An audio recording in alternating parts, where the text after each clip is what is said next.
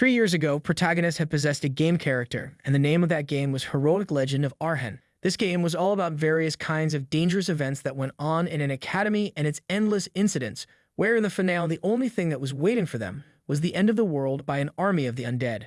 The story was of a very large scale. However, the protagonist was not worried about it at all because he was certain that the main character of this story would take care of everything. As for him, he was just an extra anyway, and his name was Corinlock. He was a level 1 typical NPC villager in one of the beginner quests where the main character was going to save the village. He walked through medieval town without any care in the world, thinking that everything would be resolved as long as the story went as the game went. So with that out of the way, he decided to go and see the main character, Park Sihu, who was going to become famous and rich soon enough in this world. But just then, he saw another guy sitting there, and he was talking about Sprite, which immediately caught his attention because he knew very well that there wasn't Sprite in this game at all. Suddenly, that guy started yelling that he wanted to live for his own sake only and that with efficiency. All of a sudden, Corinlock took his hand and excitedly told him that he was just like him. It turned out that this dude was none other than Park Siu himself, the main character of this game, and he was also just a regular person possessing a game character. However, as Park Sidu began to slay monsters without breaking a sweat, the difference between the two of them became much more visible, and that was, he had the privilege that was given to player characters, a stat window. But the problem was that Siu had never played this game before, so he had no idea what he was supposed to do with this stat window. That was where Corinlock came in, and he advised him that since he was planning to become a mage, he should first go with intelligence stats, and then there was going to be a skill book in the next story, which was also really important. The reason he knew all this was because this guy had played all the stories and all the possible routes that were in this game. So basically, he was a pro at Heroic Legend of Arhan, and for Siu, he was actually an amazing advantage to have by his side. In the middle of their conversation, a monster tried to attack Corinlock from behind. However, Siu acted as his shield and took down the monster with magic. The two of them started working together as a team, taking down monsters with ease. Corinlock had all the information about this world, while Siu had the stat window and the player system. The two of them became a great duo, and with the main character himself by his side, he began to believe that they could save a lot of people and actually stop the world from ending so that, in the end, they could return back to Earth. After they defeated the monsters, Siu gave him a low-class elixir to recover his strength, and even though he was curious to know how he got that, he was thankful for it. However, as he was drinking it, he thought to himself that there was one thing that made him very disappointed, and that was every single member of his party was a male. Originally, this game's charm was that it contained fantasy action as well as diverse heroines and dating simulator features, but Siu did not want to get involved with any women, and he only put them in his party when it was necessary. So in the end, they just ended up with a party full of men, and he was not particularly happy about it. However, that was not it. Later down the line, all of a sudden, the Sword Emperor's granddaughter died on the way to the entrance ceremony, and the final boss of the first stage, Mariette, went missing. The plot had started to stray from the original storyline of the game, and to top it all off, the way Park Sihu thought because of his real personality, something was clearly not right, and Corinlock did not realize that at that time. The final boss of the first stage, Mariette Dunalef, was one of this game's heroines. However, neither Siu nor he was able to meet her because she went missing. But then, after some time passes since that incident, he found her staff inside Siku's secret bunker. He had followed him because he was sneaking out at night for a while now, but he had never thought he had such a big place hidden underground. It was like his personal inventory where he had stored tons of important artifacts. One of them was Odachi, a sword that had also gone missing when another heroine, Alicia, disappeared. Every single item that was present in that room was an item belonging to a character that had gone missing as they both progressed in the game. But that was not it. He was even more shocked to see that Mariette Dunalef was being kept there as a prisoner, locked in chains. Before he could even comprehend all this, Siu appeared behind him and questioned him about why he was there. Corinlock demanded an explanation for all this as he recalled that Siu had told him he lost Mariette when he went after her. But Siu responded that she was just a demon, and he did not want to waste an elder-class vampire's blood when instead he could use it efficiently for himself. He also told Corinlock that he had also drunk quite a bit of it too, and at that moment he realized what that low-class elixir back then really was. He felt sick down to his stomach, and as he kneeled on the floor, Siu simply asked him what the problem was as he had worked really hard to capture her, even holding up for a month in the forest with a trap. Corinlock wanted to know why he did all this, and he answered that it was all in order to efficiently progress with the story. He found his so-called advisor's route way too frustrating because he was taking losses again and again from trying to save people. He was not killing those annoying beings like Jaeger and Lark, and he kept on trying to protect people who they could not even manipulate without upping their friendship level.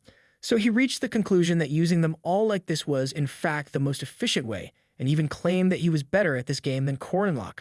Cornlock understood now that this man had been lying to him from the very start, and that he was not a newbie at all. Not knowing what to say anymore, he asked him how many people he had killed till now, and without any hesitation he answered that if he could get 3 more kills, it would be 100,000. Realizing that he was not even human, but just a monster, Cornlock became enraged and grabbed him by his collar, but Sue did not even flinch and told him that they were all just mere NPCs anyway, and he had killed plenty of them as well. Cornlock yelled that the ones he was killing were evil monsters who did not deserve to be saved because they were trying to end the whole world. Annoyed by how he always kept on repeating the word efficiency, he questioned him if he was so obsessed with it from the beginning, then why did he take Odachi, when there was no sense for a mage to take a hidden artifact meant for a knight? He also pointed out that there was absolutely nothing wrong with a regular elixir, which he could make very easily through the stat screen alone. The fact that he did all this inefficient work to create this farm was proof that he just needed a sandbag for his sociopathic tendencies. Those words enraged Sue, and he quickly attacked him. As Cornlock was on the verge of passing out, Sue walked up to him and told him that he should not be talking to him like that after everything he had done for him. Menacingly, he looked him in the eye and stated that he wanted him to think of him as his everything, as his world, because he clearly did not understand his place in this world. All he did was either always stick his nose into everyone's business or stare at other women. Seeing the look on his face, Cornlock was terrified, and he had no idea what Sue was trying to say anymore. He nervously crawled back, yelling that he was not supposed to be this kind of character, and asked why he was suddenly trying to change the entire genre of this game when they had been together for 199 chapters. Sue responded that he had removed everything that could get in his way until now, also he could secure a future for the two of them. That was also one of the reasons why he only put guys in their party. However, they were just for looking anyway because the only one he really loved was Cornlock. This freaky isn't normal. Thank God this story is not BL. MC was absolutely terrified, and out of instinct, he punched Sue right in the face. He tried to run away to save his life, thinking that he never even got to have a girlfriend before. However, Sue's magical vines stopped him in his tracks and trapped him. He closed in on him and once again told him that he was going to trap him forever because in this fake world, Cornlock was the only real thing that existed for him. Cornlock started crying and begged him to stop, while Sue, as he was casting a spell, stated that everything was going to be over soon, and once this was all over, they were going to be together forever. The next moment he opened his eyes, he found himself beneath the stars in the middle of an ocean. It was a separate plane that Park Sue had made just to keep him trapped. A notification appears stating that the last stage was opening, and he understood that it only meant one thing. Sue's going up against the final boss to end the game. Since he had been killing everything on his own for a while now, Cornlock was certain he would win against the final boss as well, and it only made him more worried because he had no idea what was going to happen to him after that. However, all of a sudden, another message came up stating that the challenge had failed because the player had died, which left him completely stunned and speechless. And so we come back to the present time.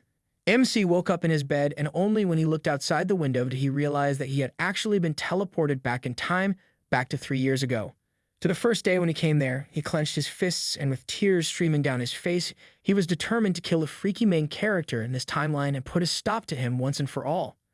As time went on, there was an incident at the Roshan River flooding, where during the water monster subjugation quest, the dam broke, and an entire village was swept away along with it.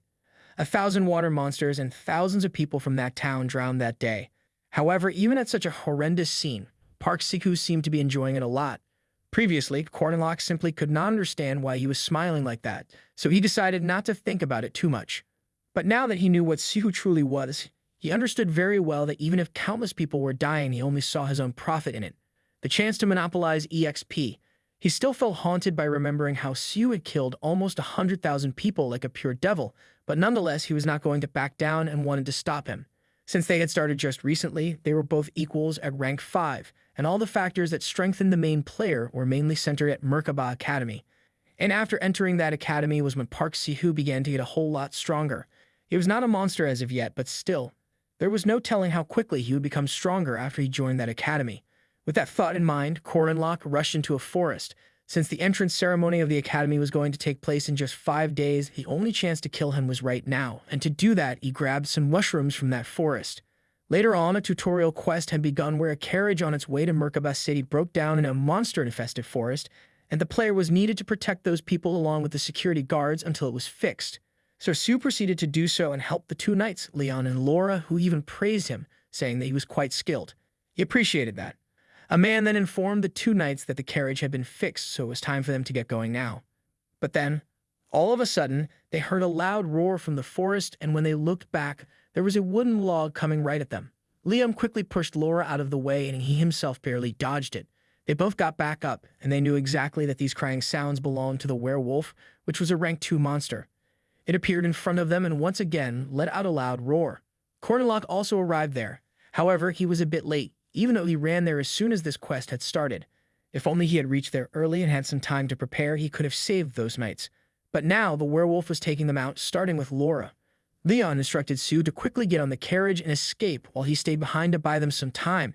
However, Sue refused and asked the driver to go ahead without him. There was a girl in the carriage who tried to stop him, but he argued that he could not abandon Leon and just run away. But then, before he even realized it, the werewolf came right in front of him, holding Leon by his neck. He stood frozen in place while Corinlock, who was watching from afar, wanted to confirm before interfering whether this Park Sihu was actually the hero who was going to save this world, or if he was just a possessed player once again like him. Sue felt a bit scared seeing such a huge monster in front of him. But then suddenly, the female warrior who was in the carriage jumped out and struck the werewolf with her sword, took her shock and managed to block her attack, and she quickly took a step back. She told Sue to stay behind as she was going to handle this creature by herself. This girl was none other than the second daughter of the Arden family, who possessed Odachi, one of the 6 King's swords. She was the most influential party member and also a named character, Alicia Arden.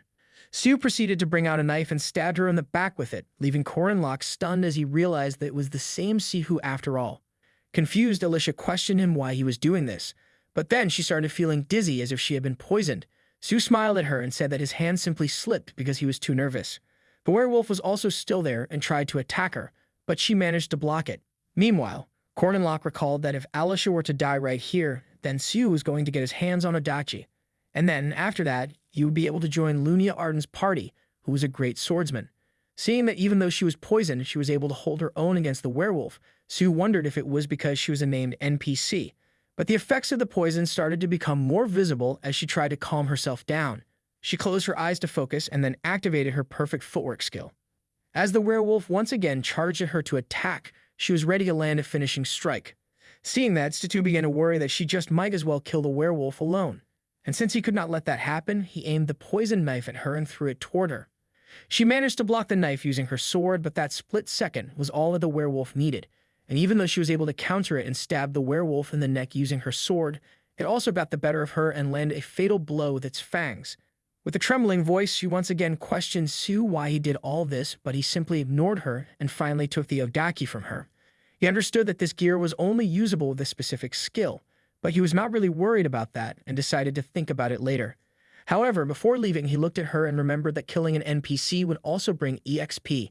As she lay on the ground, her vision fading away, all she could see was a demon looking at her. All of a sudden, Stu got hit by a small sack bomb and a weird powder came out of it, covering his entire face. He had no idea what it was, and enraged, he started yelling, demanding that whoever threw this at him must come out. Suddenly, a bunch of rat-like monsters came charging toward him. Turns out that the topanic mushrooms Cornlock had collected earlier were the favorite food of forest monsters, and the powder he just threw at Sue was made from the same mushrooms. So in the eyes of the forest monsters right now, he was nothing but fresh meat marinated in some tasty powder. The monsters jumped up on him, and while he was busy fighting them, Cornlock tried to take Alicia Arden away from there, who still seemed to be alive. He then looked at the corpse of the werewolf that Alicia had just defeated, and he took out its fang using his knife. Suddenly, Stu came up right behind him. As he pointed his sword at him, he questioned him about who he was.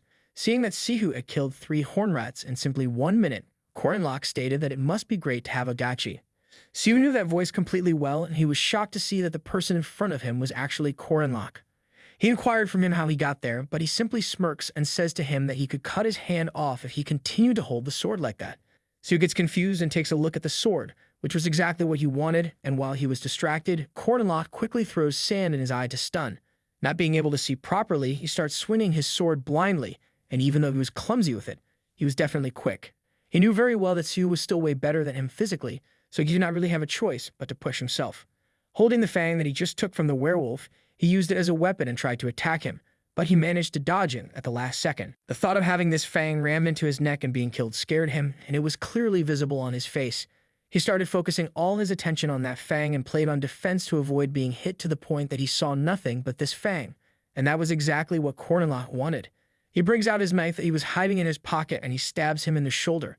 Su screamed in pain, but he was not going to stop there as he tried to finish him off using the fang. However, he stops it right in time, inches away before it could reach his throat by sacrificing his hand. But still, that was not enough, and after not being able to hold it for long, the fangs finally pierced his throat. Cornlock thanks him for the past life, and with his hands trembling, he admits that he was able to get stronger thanks to him. Even so, he had no regrets about this moment because he knew for a fact that he had just killed the seed of a monster. All of a sudden, the whole game system faces an error since the main character, Park Si-hoo, had died, and the system begins some calculations to replace him by examining the characters in the proximity. After examining things like Cornlock's potential ideology, compatibility, and player log, the system declared him the new main character, passing the previous player's EXP down to him and beginning the succession of the new sub-player. The title that he now carried was Triple Acclassmate, Martial Master's successor, sub-player. After getting that message from the system, he wondered if it meant that he was finally getting a stat window for himself. But more importantly, he shifts his attention back to Alicia Arden, who was still on the ground, breathing heavily. He quickly picks her up and asks if she was okay, but she was not, and she was not even able to see clearly. He confirms from her she was feeling dizzy, could not smell, and her ears were ringing as well, and those were actually the symptoms she was having. Judging from all that, plus her twisted tongue, he understood that it was probably the peacock tree frog's poison. At the point of the tutorial, this poison was hard to create without a combination window, and if it would have had a slightly higher combination level, she would have died immediately. Luckily, it was not, but still, the fang was stuck in her body, and she was very much in danger. He needed to stop the bleeding and detox her, so he uses his belt and straps it tightly near her wound, assuring her that he was actually a master at stopping bleeding and detoxification. There was a chance that she could bite her own tongue during this whole process, which was a huge problem, so he tried to find something that she could bite on. His eyes then turned towards Sue's corpse and give her his hand and just bite on it as hard as she could because what he was about to do was going to hurt a lot. As he started pulling out the fang, he thought to himself that even though he did not know why he traveled 3 years back in time, he still returned and had killed a player. The person who died in his previous life was alive right now in front of him, and he was actually the one saving her. As he took out the fang, her muffled scream echoed in the entire area, and as she quickly went to sleep, seeing that he saved a person, he thought that maybe that was enough for a reason. Later, when she wakes up, he informs her that he was making an antidote for her and also assures her she did not need to worry since people don't die so easily. With her eyes still closed, she asks him for his name, but he simply puts a towel on her head and says that she did not need to know who he was. He suggests she just go back to sleep and get some rest while thinking that it was better to have as many people in the dark about his actions as possible.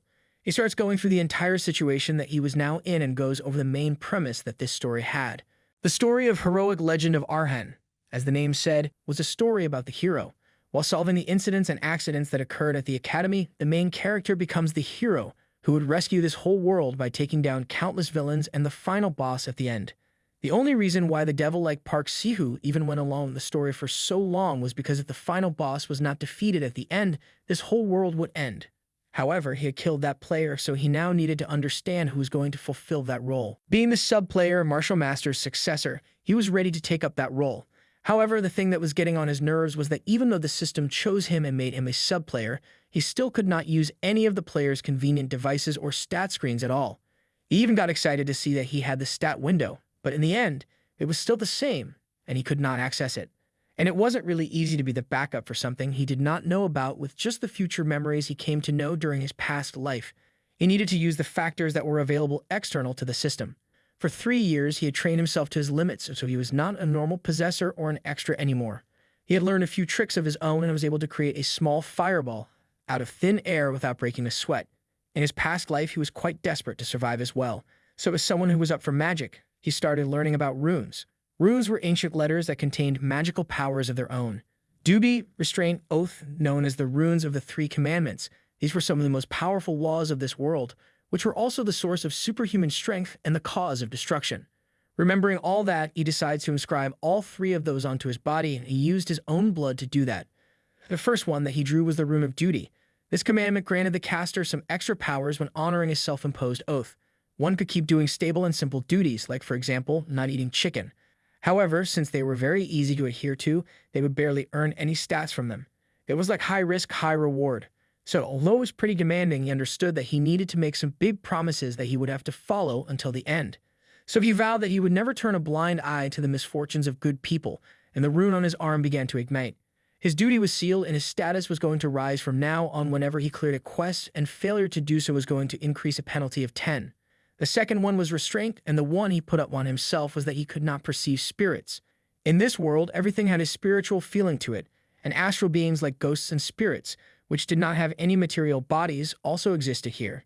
Since astral beings could only get involved upon mutual recognition, they could not use any of their powers on unconscious people and those without spiritual feelings. With this restraint, his hit ratio from astral beings became 0%, and his hit ratio from physical beings turned to 50%.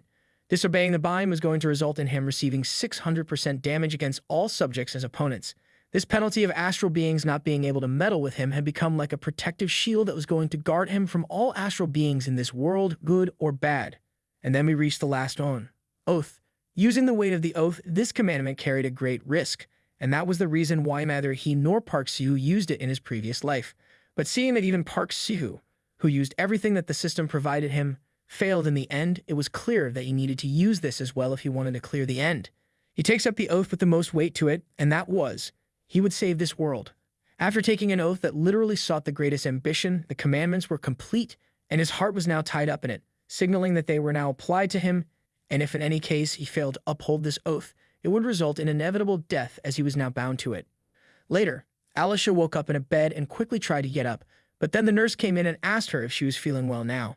She had no idea where she was, so the nurse informed her that she was actually in Merkabah City's emergency hospital. She wanted to know where the person who had brought her there was, but the nurse told her that he had just left. Since she could not move just yet, she started looking around to see where her stuff was, and then beside her bed, there was a bag, and it had Cornlock's belt that he had strapped around her wound. She remembered that it belonged to him, and as she picked it up, she noticed there was still blood on it. With a determined look on her face, she called out to the nurse, making her a bit nervous, but then went on to ask her if there was a place that sold honey bomb candy. The nurse just stood there confused, telling her that she could only have stew for now. Meanwhile, it had now been 3 days after the tutorial quest, and the day of Merkabah Academy's entrance ceremony was finally here. Cornlock checked his wallet in hopes of finding his student ID, which he needed to enter, but instead, he found a letter that he did not remember putting in.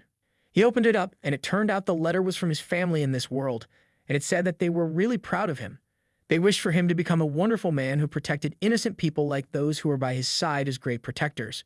Thinking about his life in this world, he was just a normal, incompetent child, but even still, he had a family. When he first possessed this body, he used to act awkwardly and unfamiliar with them. However, they treated him as family without change.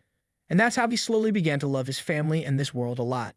That alone was one of the major differences between him and Park Sihu, and he felt lucky to have them. Later, inside Merkabah Academy, everyone present there seemed very confused and wondered why there were so many trains in there. But then a girl welcomed all the new students and requested them to gather around her. Cornlock introduced himself to her, and she was quite impressed to see how tall he was. With a bright smile on her face, she went on to offer him a potato out of nowhere, which left him a bit confused. After everyone got settled inside the train, she began giving them all a tour of the entire academy, starting off with the creation building where magic students used to gather and conduct their research.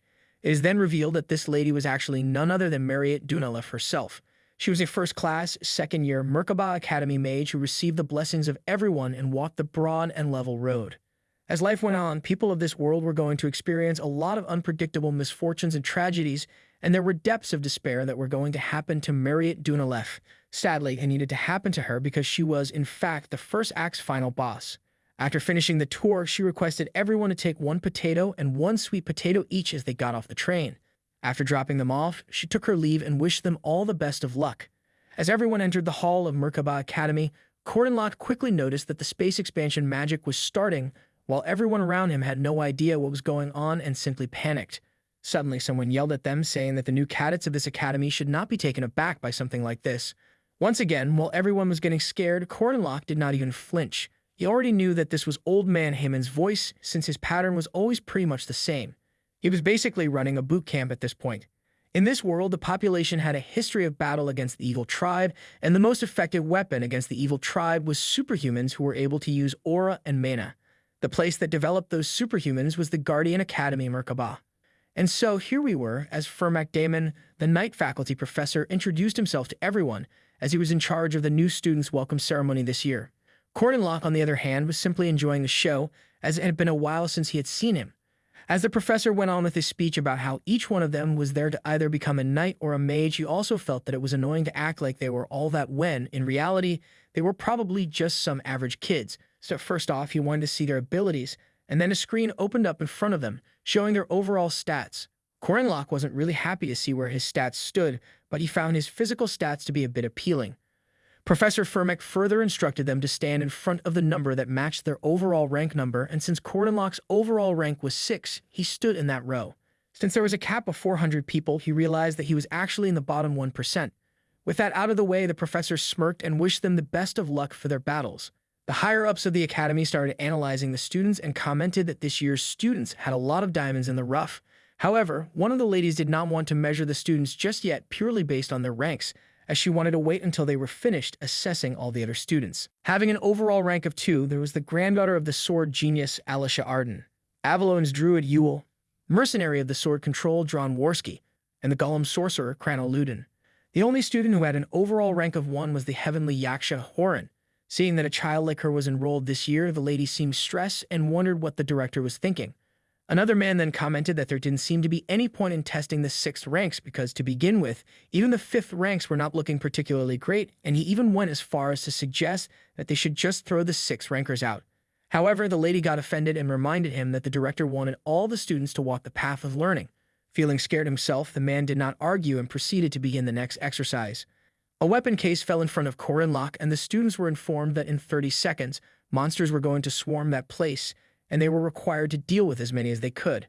So basically, it was a test that put them into a place with nothing but monsters and made them fight them based on their level. As the countdown began, he opened his weapon case to pick a weapon. In his mind, he already knew from experience that most 5th and 6th rank students probably would not even be able to think clearly at this moment, and they would just grab whatever they could, most likely a sword, because that's what he did in his last life as well.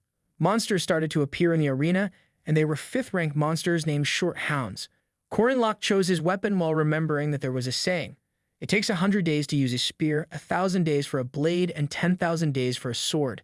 So with that in mind, he picked up a spear and threw it right at the monsters, instantly taking one of them out. As the other 2 hounds charged towards him, they were also taken out by the spear in the blink of an eye, and it became very clear that Corinlock had way too much experience in how to kill these hounds. He cleared out the first wave in a matter of 12 seconds, whereas in his previous life, he could not even kill these short hounds and had gotten eliminated quickly. However, this time was different, and with this spear in his hand, he awaited the next wave and was ready to kill them all until he could face the top-ranked monster. But then, a few moments later, even though he hit the 5-minute mark, nothing was coming out, and he began to wonder if the system was broken or something. Meanwhile, on the outside, the man who was overseeing this whole test was simply disappointed to see so many students being scared and getting eliminated by these low-level creatures, where back in his day, he could kill these 5th-ranked monsters in just 1 minute and 22 seconds. Seeing that even the 5th-ranked students were not able to defeat them, he still believed there was simply no point in even looking at the 6th ranks. But then he noticed Corinlock just sitting there and yawning, and he simply assumed that there must have been a bug due to which the monsters did not get summoned for him. So he sends the same moles once again, and even Corinlock was confused, seeing that the next rank monsters did not come out but just the same hounds again. While the teacher quickly went on to see other students, he once again took them out in an instant. Finally, there was the first passer who took 7 minutes and 20 seconds. He then once again takes a look at the 5th and 6th ranked students and sees that Corinlock was again just casually sitting there. He was convinced that the monster summoner must be malfunctioning, but then another man comes up to him and states that Madame Josephine's test magic had never made a mistake in 20 years. He questions him if he had even seen the monsters not getting summoned or if he was just assuming all this. Of course, he had not seen it himself, but he was still hell-bent on believing that it must be a bug and summon those hounds again. As the hounds appear in front of Corinlock once again, he got really annoyed, seeing that the same monsters kept on coming. He takes out his spear, multiplies it into 3 spears, and throws them at the monsters, taking out all 3 of them in one shot in merely 7.3 seconds. Both men were completely stunned after seeing what he just did, and they quickly called out Professor Firmek to come and check him out. They ask him what was the fastest record for the 3rd and 4th rank that he was in charge of, and he answers that there was this kid named Jager who held the record for 3 minutes and 30 seconds. The teacher became even more surprised, and seeing how good he was at throwing the spear, he guessed that he must be the son of a hunter. He then proceeds to summon a Mat Boar, which was a 4th rank monster, 1 rank higher than the previous hounds, to see what he was capable of. However, he was yet again shocked to see that the boar was taken out in mere 3.7 seconds. He then steps up the game and summons a 3rd rank monster, an Owl Bear. The creature immediately starts attacking him, but Corinlock quickly dodges it and stabs it with his spear. However, the owl bear did not even feel a thing, and he continued trying to attack him. Since that did not work, he then uses his magic spell and sets the monster up in flames.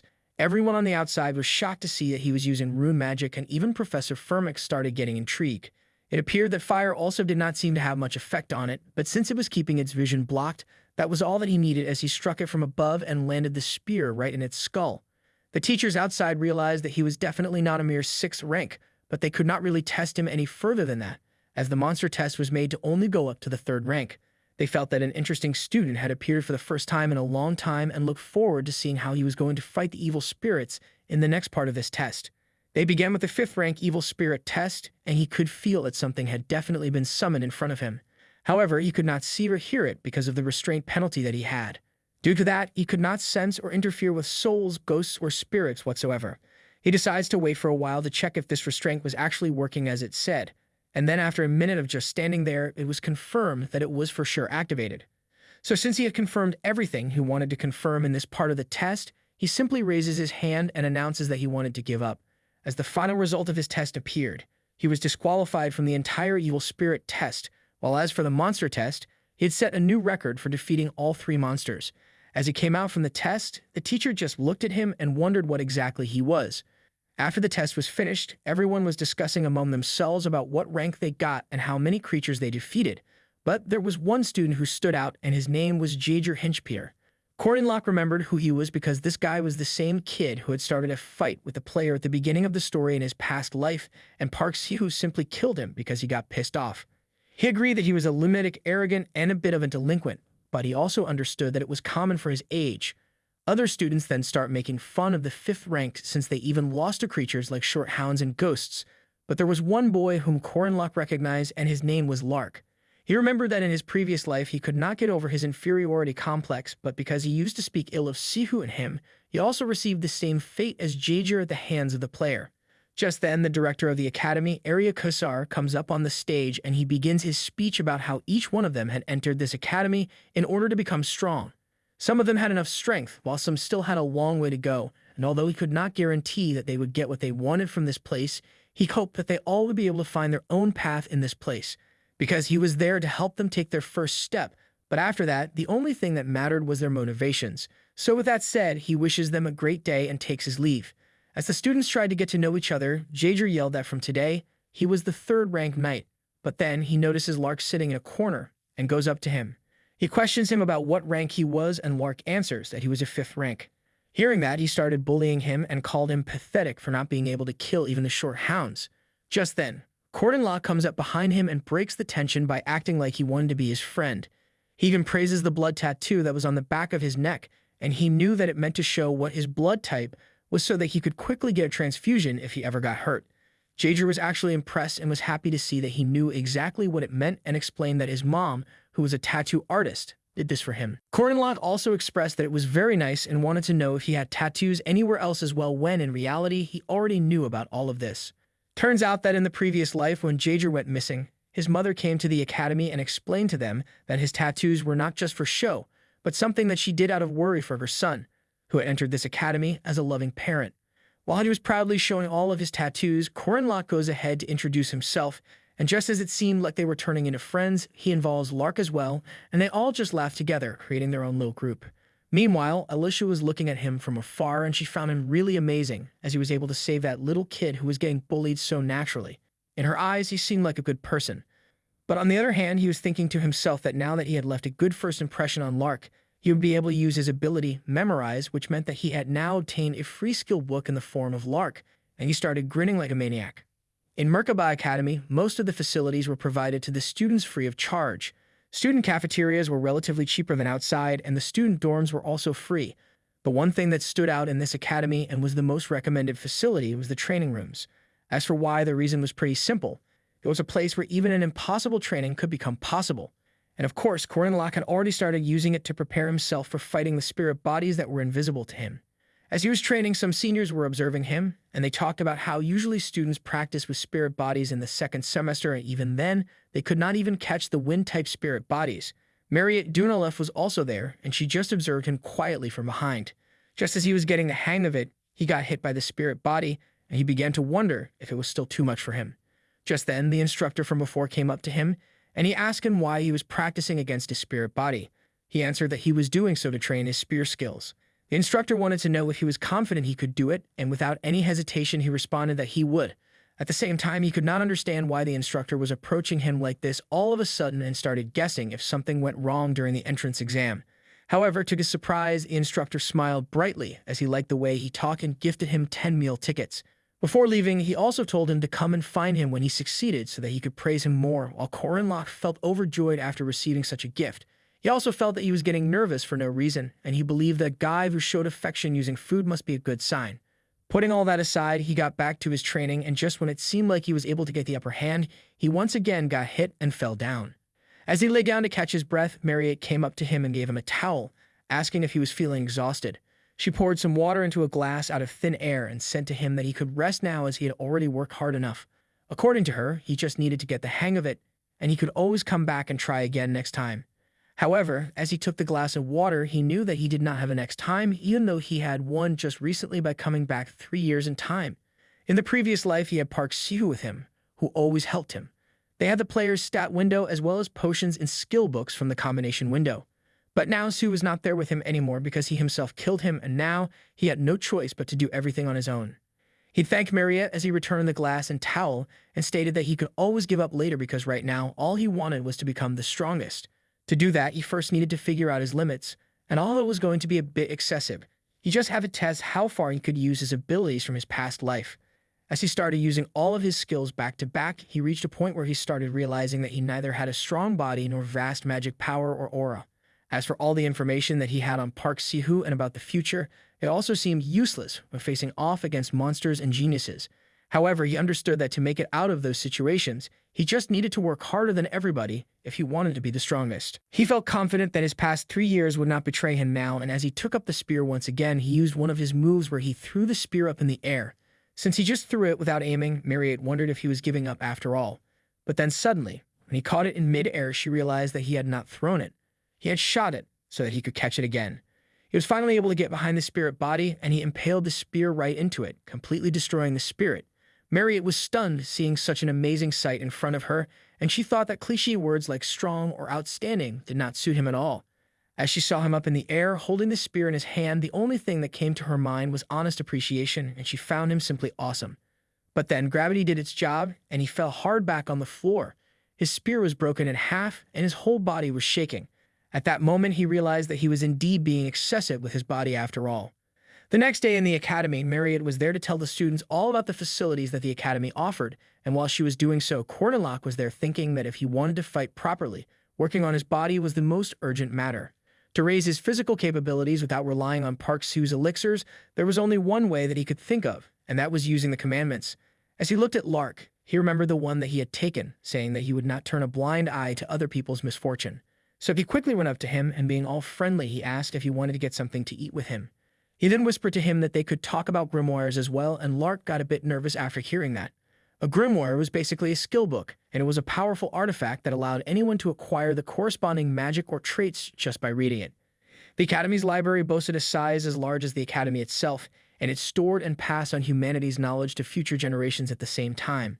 At least that's what they said about it, but he knew that it was all just a facade because in reality, this place existed to hide the grimoires. As the two of them were searching the library, Lark reminded him that in exchange for his help, he must keep his promise, and he agreed, saying that as long as he fulfilled his role, he would surely have the grimoire with the traits written on it. Lark was actually a hard worker and an intelligent student. He memorized all sorts of magic and stored them in his spellbook. But of course, it did not matter how many spells he had stored. Using them all was quite difficult for anyone. If a magician's level and mana level were low, they could not produce good results even if their theory was great. But with a grimoire, it was a completely different story. As Corinlock was just tossing every book down on the floor, it made Lark very annoyed, and he told him to stop doing that. But then, all of a sudden, he was shocked to see that one of those books opened up a hidden door. Obviously, Corinlock knew what he was doing, and as they both went inside and started walking, he then turned back and reminded Lark that he must keep his promise if they were going to do this together. Determined, he shook his hand as he understood that he wanted his help to repel evil spirits. But then suddenly, Corinlock punched him in the face and straight up knocked him out on the floor so that he could now start his plan. Although he just took him out, the first reason why he had come there was actually to help Lark, and the other one was to complete a special quest. If he could capture the evil spirit that was there, he could earn the hidden artifact that he wanted. However, he also knew that this was a quest which was made to be impossible to complete, as he could already feel the special evil spirit, Sabantia Duke, standing right behind him. The Duke immediately launches an attack towards him, and it was said that the attack from this General Duke, who had commanded the South 800 years ago. Most players just die from a single hit. But of course, it did not matter to Locke because he could not even get hit by the spirits because of the restraint that he had where he could not perceive spirits. While the Duke kept on trying to attack, not a single one of them could hit him, and it all just passed through him while he casually stood there because he was unable to see anything. But he could feel that something was indeed happening, so he asked the Duke that since he could not see him at all, could he just enter Lark's body so that they could really fight? In this world, there was a thing called factors. It was an element that changed normal humans into demi-humans like vampires or werewolves. One day, Sabantia Duke awakened as a vampire and killed his own servant. Even though he tried to restrain his vampire skills, he failed to do so, and in the end, out of fear of killing his wife and daughter, he evacuated his family and close ones away from his castle in order to avoid carnage. He used magic to seal himself inside a book, and that was the grimoire that was hidden inside this library. The Duke possessed Lark, and he immediately started charging towards him to attack him. Locke wasn't worried at all because the second reason he had brought Lark with him was because when he gets possessed by the special evil spirit, Sabantia Duke, he could use his latent physical powers to max settings. But since Lark was just a model student inside Asterisk, the heroic legend of Arhan Asterisk, he had the lowest physical strength stat in the entire game, and he takes him out with this single punch. With the Duke out unconscious, he did feel sorry for Lark. However, this was the only optimal strategy for clearing this quest. Now, all he needed to do was to kill him while he was still possessed to finish all this, and then he could earn the highest grade items like the Duke's Cape and the Vampire's Armor. These were the exact same items that Park Seo used, and they played a big role in the incidents that were going to occur in the future. But he was different and did not want to follow on his ruthless ways. So he sits down with the spirit and asks him if he wanted to know what happened to his wife, Luina Duke, and his daughter, Cecilia Duke, and what kind of lives they lived after he was sealed. After he calmed down and they both sat together, Locke told him many stories, how his wife died after leaving the castle, and what an amazing adventurer his daughter became where she was able to travel the whole world. The reason he told him all this was, of course, because he did not like the method that Park Seo had used, but also as Locke, the character who also had a family he loved in this world, he felt that the Duke deserved to know, and he wanted to properly end the life of this poor soul. The Duke got emotional after hearing stories about his family, and he thanked him from the bottom of his heart, while also apologizing for attacking him earlier. They shared a long conversation, and after the Duke finally ascended, Locke received a bunch of items like epic-grade soul dust and the grimoire in which the Duke's soul was sealed. He quickly used the grimoire and a new ability named Asterisk Persistent Warrior's Regeneration Asterisk. As the name suggests, it's an ability that would help him regenerate, and although Park Seo also had the same ability, he did not know exactly how much it recovered because he never really got hurt in the first place. Lark finally wakes up, and he informs him that while he was out, he was possessed by an evil spirit. He starts asking questions, if his chin was supposed to hurt when an evil spirit possessed him. But Locke skips that and just gives him the second grimoire that he had gotten from completing this quest, as he had promised him he would. That was also the last reason why he had chosen Lark for this mission. He wanted to see the ones who try the hardest receive a reward, and he looked absolutely overjoyed. Along with completing the quest, since he also fulfilled his duty of not turning a blind eye to kind people's misfortune, he received a total of 80 points, which even left him surprised because, based on the game, he could only gain 5 stats from leveling up once, which meant that he must have leveled up 16 times if he received 80 points. Since he did not get a notification of leveling up, he guessed that it must mean the reward for this quest was 80 points and wondered if this total was somehow compensating for the fact that he could not gain stats directly. But in reality, he had gotten 40 points for not turning a blind eye to Lark's misfortune and another 40 for doing the same for Sabantia Duke. Later in the training room, Marriott was yet again offering everyone there some potatoes, and they were going crazy to have one from her. She goes up to Locke and asks him if he was once again going to catch the spirit bodies, and he confirms that's what he intended to do. She believed in him and stated that she would be there to cheer him on.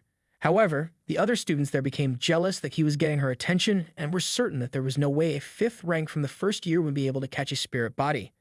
She heard what they were saying about him, so she went on to bet 2 gold coins that he would succeed, while the others started betting against him. He did not care about them at all and just wanted to go do some practice. He was confident that now that he had the stats he earned from helping the Duke, he could for sure catch it, but what he really wanted to know was exactly how much stronger he had become. So he brought out his spear and began the test with the weakest basics first. He decided to start off with the stab ominous serpent technique, which was the most basic of basic attacks under asterisk, the Calamity Serpent Intense asterisk, just to see how much progress he had made. Even though he knew it would probably be hard to even make a single cut with it, he was quickly proven wrong as he completely destroyed the spirit body in a single blow. Everyone was stunned after seeing that, and he himself could not believe how much stronger he had become. Marietta came up to him and was happy to see that he succeeded in one strike, whereas it took him 3 strikes the other day. He, on the other hand, felt a bit uncomfortable because it seemed she had quite a unique eyesight, as she was able to track his attacks with her bare eyes. She then handed him his share of the money that she made thanks to him after winning the bet from those guys. He wasn't going to refuse free money, so he gladly took it, and they just started laughing. Later at night, while he was eating some potatoes, he contemplated that in his last life as well, he had to fight really hard to polish his martial arts. Even now, he could only barely do up to the 5th step of the 6 steps to enlightenment. He still had a long way to go, but since he was advancing with the spear faster than he had expected, he wasn't that worried. The thing that bothered him the most right now was not having enough mana for activating rune magic. He could not fully resolve this in his last life either because to use rune magic, one needed to have an incredible amount of mana. He believed that if he could just resolve this problem, he could get a lot stronger than he was in his previous life, so he wanted to do it somehow. Just then, someone called out to him, and he immediately recognized that voice. There was a person in this academy who he just could not beat, no matter how much he polished his spearmanship and rune magic. She was one of the strongest forces in the heroic legend of Arhan and was the only female character whom even Park Siu himself could not kill. She was the rank 1 heavenly Yakshan Horan. He had no idea why she wanted to speak to him, so he decided to just ignore her because he knew that she was someone he simply could not handle, and it made him a little scared. But then suddenly she said to him that he did not look like the real owner of that body. It absolutely froze him in place as he began to wonder if she knew that he had actually possessed this body. Horan was a unique kind of contradictory existence, a living corpse that had both human and monster souls within her body. The soul eyes of those in the middle between life and death were said to see the color of people's souls. So if anything, he understood that it might have been even stranger for her not to see it in the first place. She questions him about how he felt about crushing and consuming the original soul of that body, and he just casually responds that he doesn't know. He remembered he actually worried about this a lot in his past life, if he and this Korin Losh were different people, if the memories that he now had in this world were not his own. He'd often wondered who he really was, who climbed the male middle school, male high school, kinesiology major, and military tree. But after a point, it all just became pointless. He understood that it must be different for Horan since the original was actually with her in that body. She further states that since he was not the real owner of that body, he was just a thief and a robber who had no right to that body. He remains silent for a moment, but then tells her that in the neighborhood next to his hometown, there was a person named Bruce who used to turn into a green giant whenever he got mad, and he asks her if she knew about him. Obviously, he was talking about Hulk, but she had no idea what he was talking about, while he continued that the funny thing about Bruce was his 2 opposing personalities hated each other, and what they were good at was also very different from each other. But coming back to the point, he explains to her that whether it's the original or the newly formed soul, they both had different characteristics, and that's how they were able to coexist and live. He believed that whether they wanted it or not, they were born in one body, and there was no sin in being born. However, she did not seem to like what he was saying, and suddenly she yelled that in this world, there were some for whom being born was a sin. Cornlock stood there as he understood well the agony of this 3-year-old child in front of him. Right now, he could not really do anything, so he simply took his leave while she just sat there under the tree.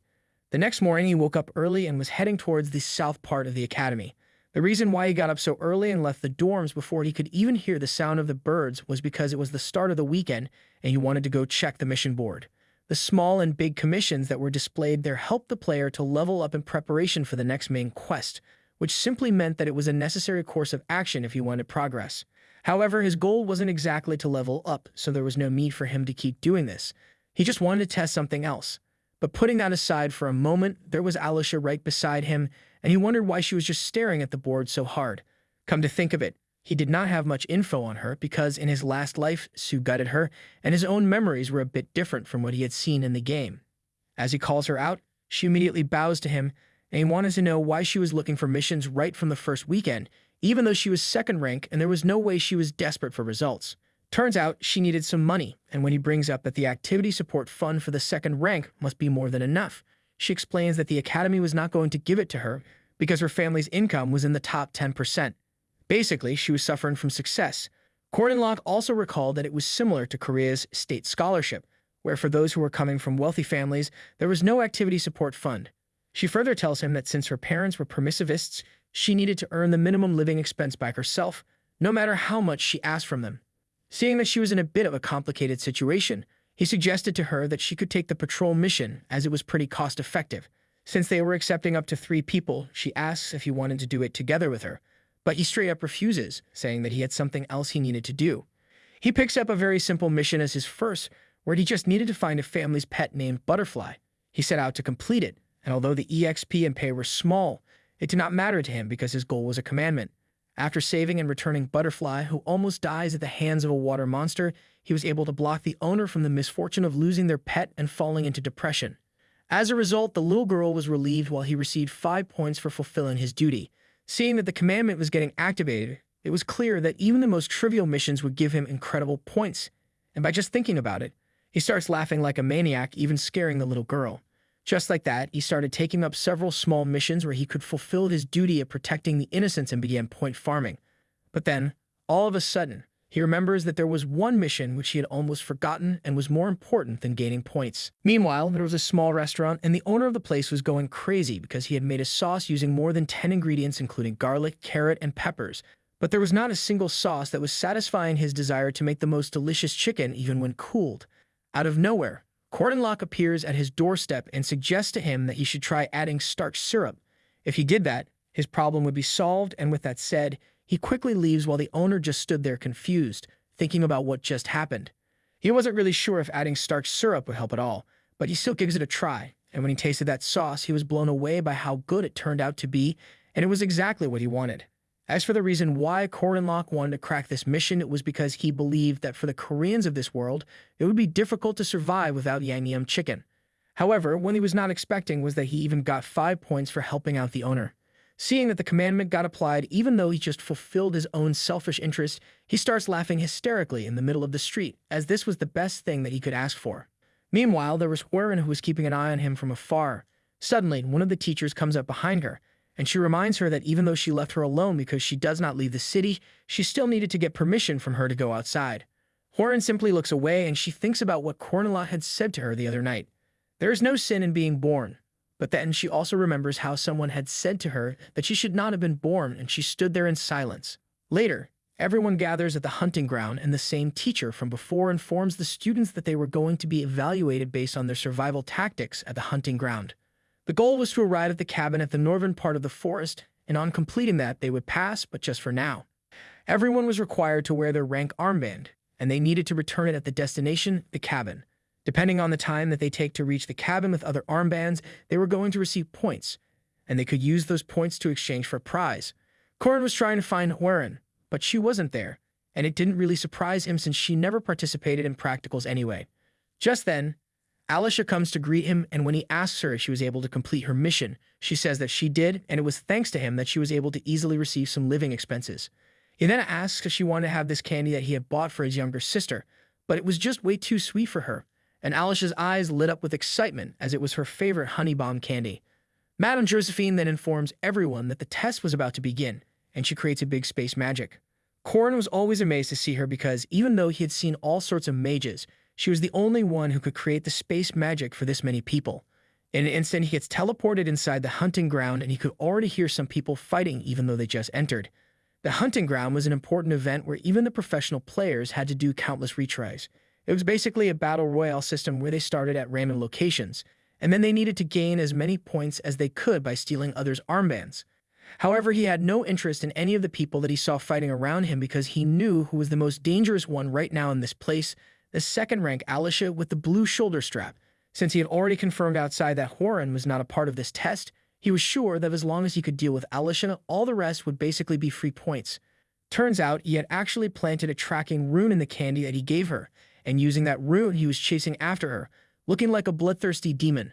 Meanwhile, outside the forest, Madame Josephine informs the chairman that she was going to go inside as well because even though she had dispatched professors throughout the area, she wanted to be extra careful. Speaking of which, she asks him where Hworin was, and he tells her that she stepped inside on her own, which was surprising because she had never done that before. But this time, she was actually in there, chasing after Corin without him even realizing. Meanwhile, Alicia was fighting off against a group of men, and she seemed to be holding her own even though the odds were against her. One man tries to attack her from behind, but suddenly he gets hit by a rock which was thrown at him. It was, in fact, Corrin, and she was glad to see that he was there to save her. But little did she know he was actually there to take her armband as he started attacking her with his spear. She was shocked and could not believe what he was doing, as she had thought he was a good person because he gave her candy. However, she could not use her Vigilant Eyes ability properly yet. So when it comes to fighting power, she was just mediocre around the second ranks, and that's why Corrin was there attacking, to secure himself an easy armband. She was incomparable to her real genius sister, but still, she was among the top 1%. He used that to catch her off guard and started attacking her with force. She was shocked to see how strong he was, and seeing the way that he was swinging at her. All she could do was play on defense because she understood he was playing her and was pressuring her. However, she could see that his moves had gaps, and she just needed to use those intervals between his stabs and cuts. But when she does try to attack him, he instantly blocks her and states that she lacked practice due to over-reliance on her talent. He deflects her attack, pushes down her sword on the ground, and takes a stance to stab her in a straight line. Just by combining these basic attacks, he was able to create the most basic but extreme counter and strikes her so hard she goes flying back. She realized that if she hadn't blocked that attack immediately with her aura, it would have been much more dangerous. It was not that he was super strong or something, but just the mastery that he had over his skills was out of this world, and she began to wonder who exactly he was because clearly he did not look like a mere 5th-ranked knight. She admits defeat, and he finally gets that blue armband of hers. Just then, he hears someone screaming nearby, and when he looks back, all of a sudden, a sword attacks him out of nowhere, but he manages to block it in time. It was very heavy, and he instantly knew that it was a magic sword that was made out of heavy iron stone, which was 4 times denser than steel and was even effective against most large boss monsters. The sword flies back to its owner, and it is revealed that it was Drawn Worski, another 2nd-ranked character, who was there to take the blue armband. Corrin really did not want to fight him there because even after he had slain countless people behind him, he did not seem to have a single scratch on him. He was just on another level from Alicia. And so since he had no other option left, he quickly starts running away because there was just no point in fighting him right now. Even Drawn was confused, but he was certain that Corrin was carrying the blue armband, so he started chasing after him, throwing all his swords at him. While Corrin was running away, he looks back and sees Alicia also running with him, yelling that she did not want to die. He understood that he just needed to take this armband back to the cabin, and that's exactly where he was heading.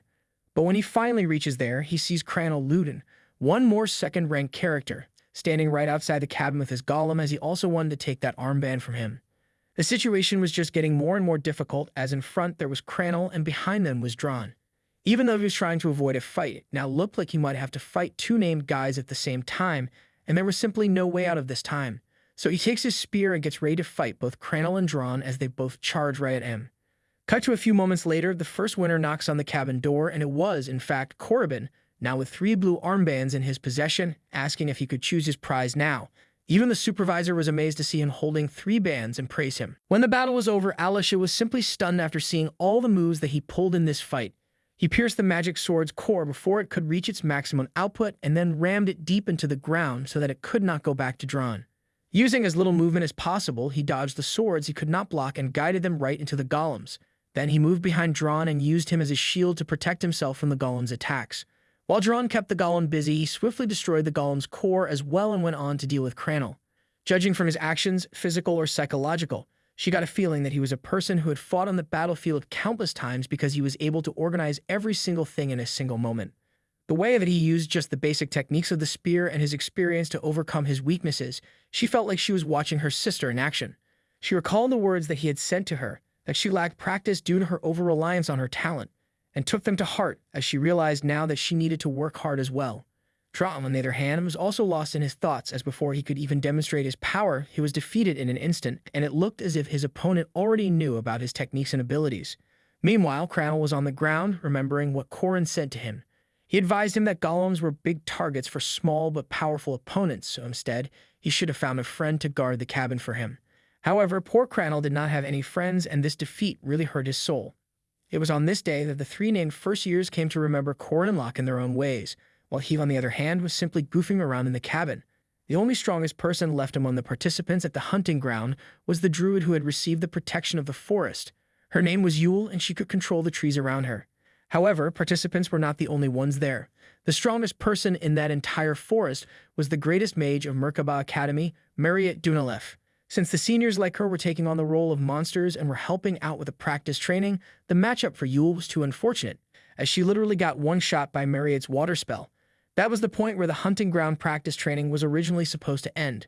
But then Horan appears right behind Marriott. Marriott stays in character, and she asks her if she was looking for someone, but she completely ignores her and runs right past her. Suddenly, Marriott blocks her path with an ice wall and tells her that she should not just ignore her like that because, based on the regulations, she was actually a monster right now and she could not do the same to her. Back in the cabin, the teacher there informed Korin that he earned a total of 117 points, and it was a score that had not been seen in a very long time. There were several items that he could choose as his prize, like a matte boar molar knife, a leather protective coat, and a shark bear's bile. The most valuable item among them was the shark bear's bile, but he already had something in mind that he wanted, and that was Mandrake's seed. The teacher was also impressed, seeing that he had quite an eye for things. He then asks him what he would like to do with his remaining 17 points, and he takes a couple of random things like nutritional plant supplements and earmuffs. Coming out of the cabin, he thinks back to how, even among his countless retries of this part of the game, things had never worked out this well for him. On top of that, it was also the first time he saw Lark and Jaeger finish the test as well. He was glad to see that the two of them worked together, and Jaeger suggests that they should go train some more in the stamina training room at night. But instead, he wanted to help Crannel find his golem core because it was precious to him, and asked the two of them to help him out as well. Crannel nervously states that they did not need to do that for him, but Korin wanted to help him because in his past life, he had actually worked quite a lot with him, and there weren't many aggro tanker dealers as good as a golem for this semi-large monster battle. Things seemed to be coming to an end where Crannel was now restoring the core. Alicia was supposedly injured, Drawn was simply out of fighting power, and as for Druid Yule, she looked like she was just dead. He helps her get back up, and seeing her in that condition, he thought to himself that Marriott was doing a bit too much, going so hard on these kids. All of a sudden, the whole area started trembling, and the creatures of the forest were running away from something. With a faint voice, Yule mumbles, "Run away, Marriott," and he begins to wonder what exactly was going on.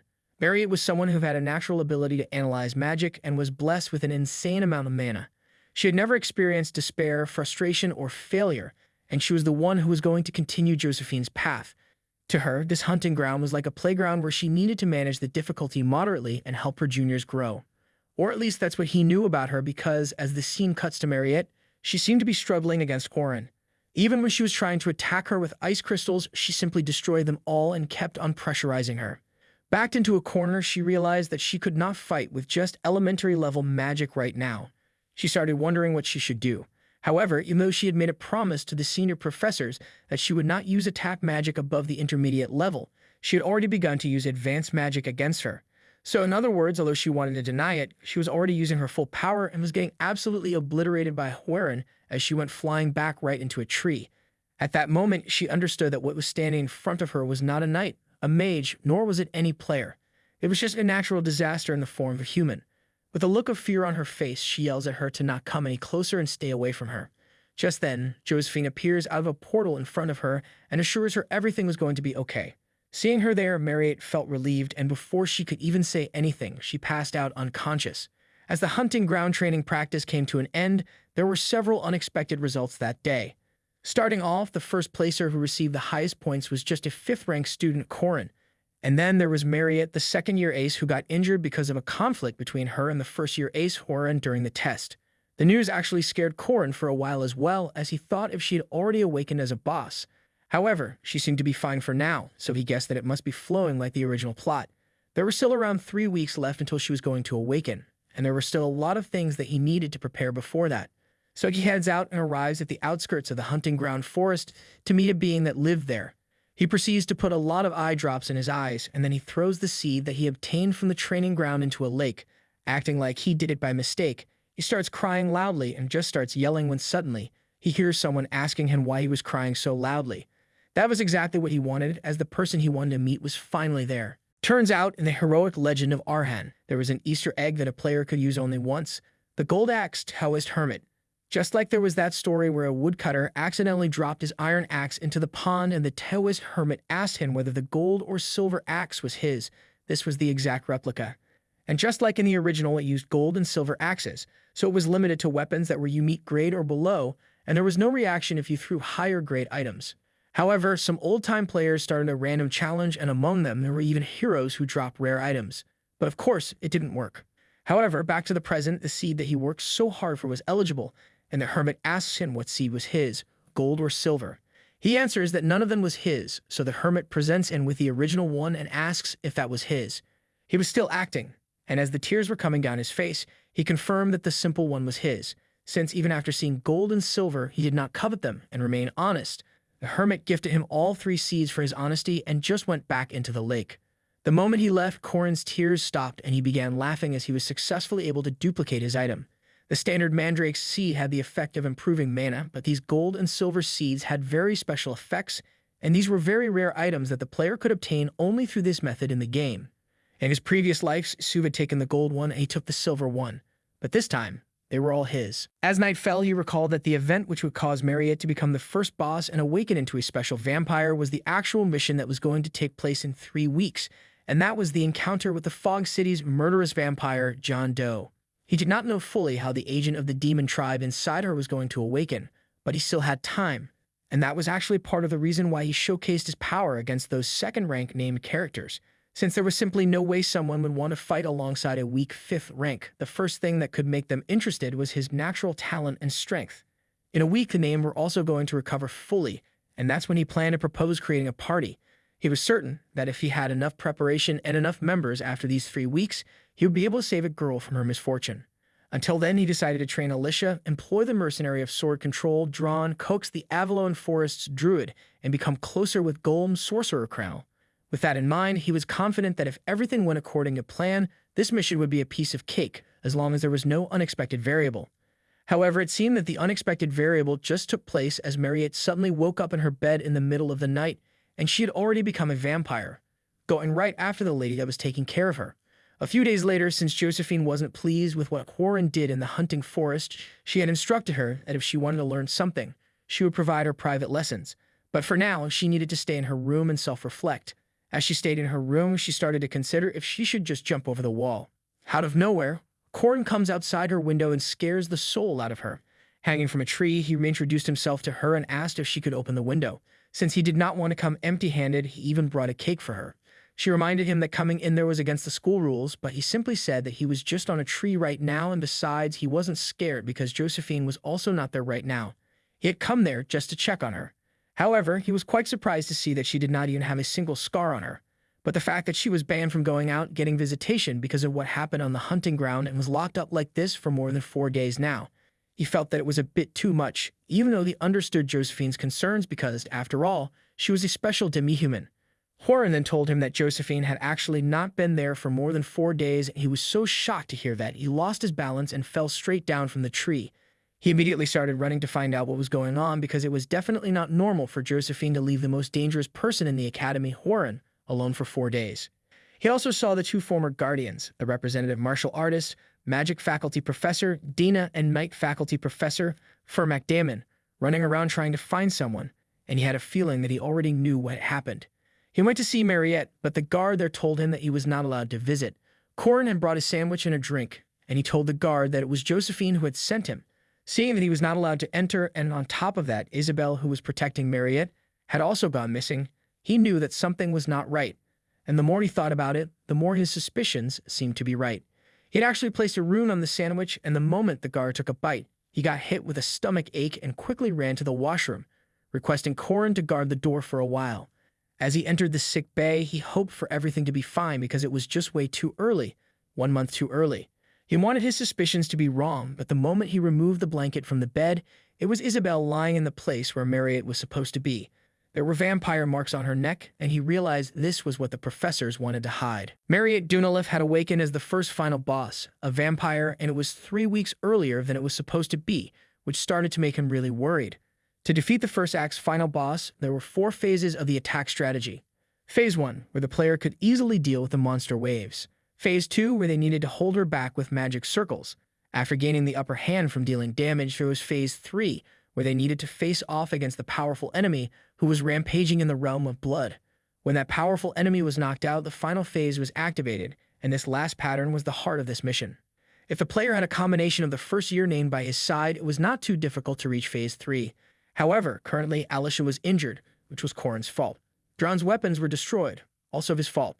And Cranel's golem core was also destroyed, again, his fault. All of the first year named were out of action, and it was all because of him. So all in all, he screwed up. In the original story, after encountering the Fog City's murderous vampire, Mariette attacked her roommate and went on a rampage. In his previous life, after this incident happened, his group was waiting below the dorms where Isabel and Mariette were so they could deal with him quickly. Although Siu did purposefully let Mariette go, that was a completely different story. But now, thanks to him, things had become a total mess. Alicia had broken her bones into 8 pieces because of him, and as for Cranel, his golem core was broken, so he was pretty much useless. There was Huaren. However, he was not sure how the situation might change if she were to join this fight, so he'd only had one option now. He headed to the stamina training room and informed Dron that he needed to hire the mercenary for a special rank mission, where they needed to find someone and capture them without killing them. Dron told him that it was going to be tough, and it was the rule of mercenaries like him not to join fights they could not win. On top of that, his sword was also broken, thanks to him. But Korin interrupted him and said that the reward was 20 gold coins, plus he could take his soul dust item as collateral if he did not trust him yet. In a second, Dron agreed without any questions, and he joined his party. After that, he went into the library to have a chat with Druid Yule, and since he already knew that the reason she was here was to find the Okaman alphabet, which was her traditional alphabet and there were no records about it anywhere, he offered to teach her all of it if she helped him in this mission. She agreed and also joined his party. After that, he met up with Jaeger and Lark and explained to them that he was creating a party for a very dangerous and low-pay mission where they might even die because they were facing a special demon tribe. However, if they succeeded, it could gain honor and fame. Hearing that, the two of them sat in silence and wondered if it was too much for them. But then they just started smiling as both of them felt that this was quite romantic. And just like that, they joined him as well. With a sub-dealer, a supporter, and enough people to help him last through the first phase, he had achieved the minimum conditions and successfully created a party. He recalled how Siu had told him that after he defeated her, she was crying and hid in the forest, where it was very hard to find her, and she even stayed there for a month. Since there was only one forest in the entire Merkaba Academy, he gathered his team and headed to the hunting ground. As they walked through the forest, Dron addressed him as employer and asked him how they were going to find Mariette, to which he answered that it would take several years if they tried to find her. What they needed to do was just ask. And then he looked at Yule, who still could not understand how he knew so much about everything. Still, she proceeded to call on the spirits and ask them to lead them to her. Lark and Jaeger were simply amazed to see the whole process and how a bunch of spirits gathered there. Judging from their reaction, Korin also understood that countless spirits must have responded, but of course, he could not see anything. He asked her if they found anything, but all 4 of them were just staring at him, and they told him there was someone right behind him. A monster attacked him from behind, and he quickly blocked it off using his spear. As he sliced it in half, a whole swarm of monsters was charging right at them. Lark took his position, and Jaeger confidently rushed to the front, but Korin told him not to do that because the monsters would surround him in an instant.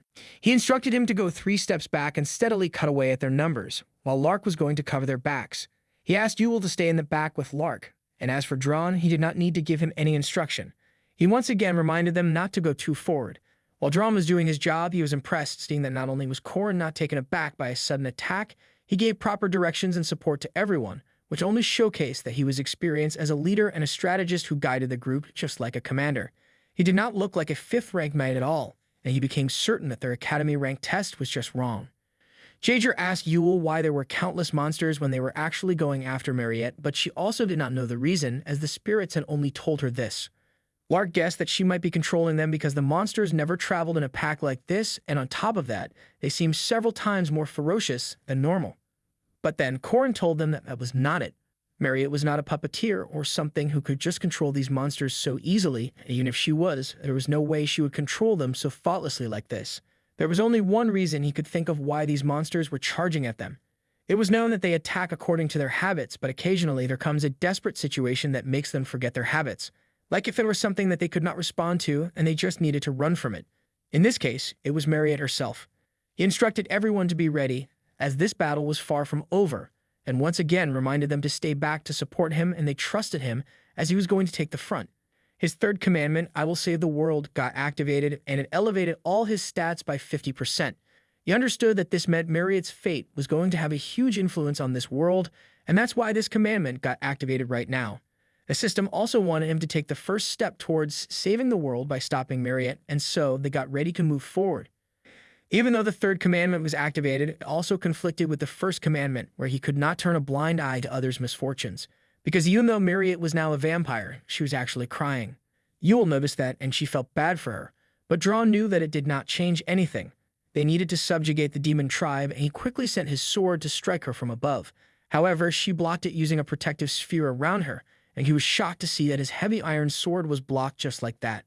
Blark recognized that shield, and it was called an orb, which was born from a vampire's blood. But what surprised him even more was that a newly awakened vampire like her wasn't supposed to create such an orb already. Corin assured them they did not need to be scared because the vampire was just born and could not properly receive her blood or mana. So while she was not being supplied blood from her mom, she was not going to do anything but block.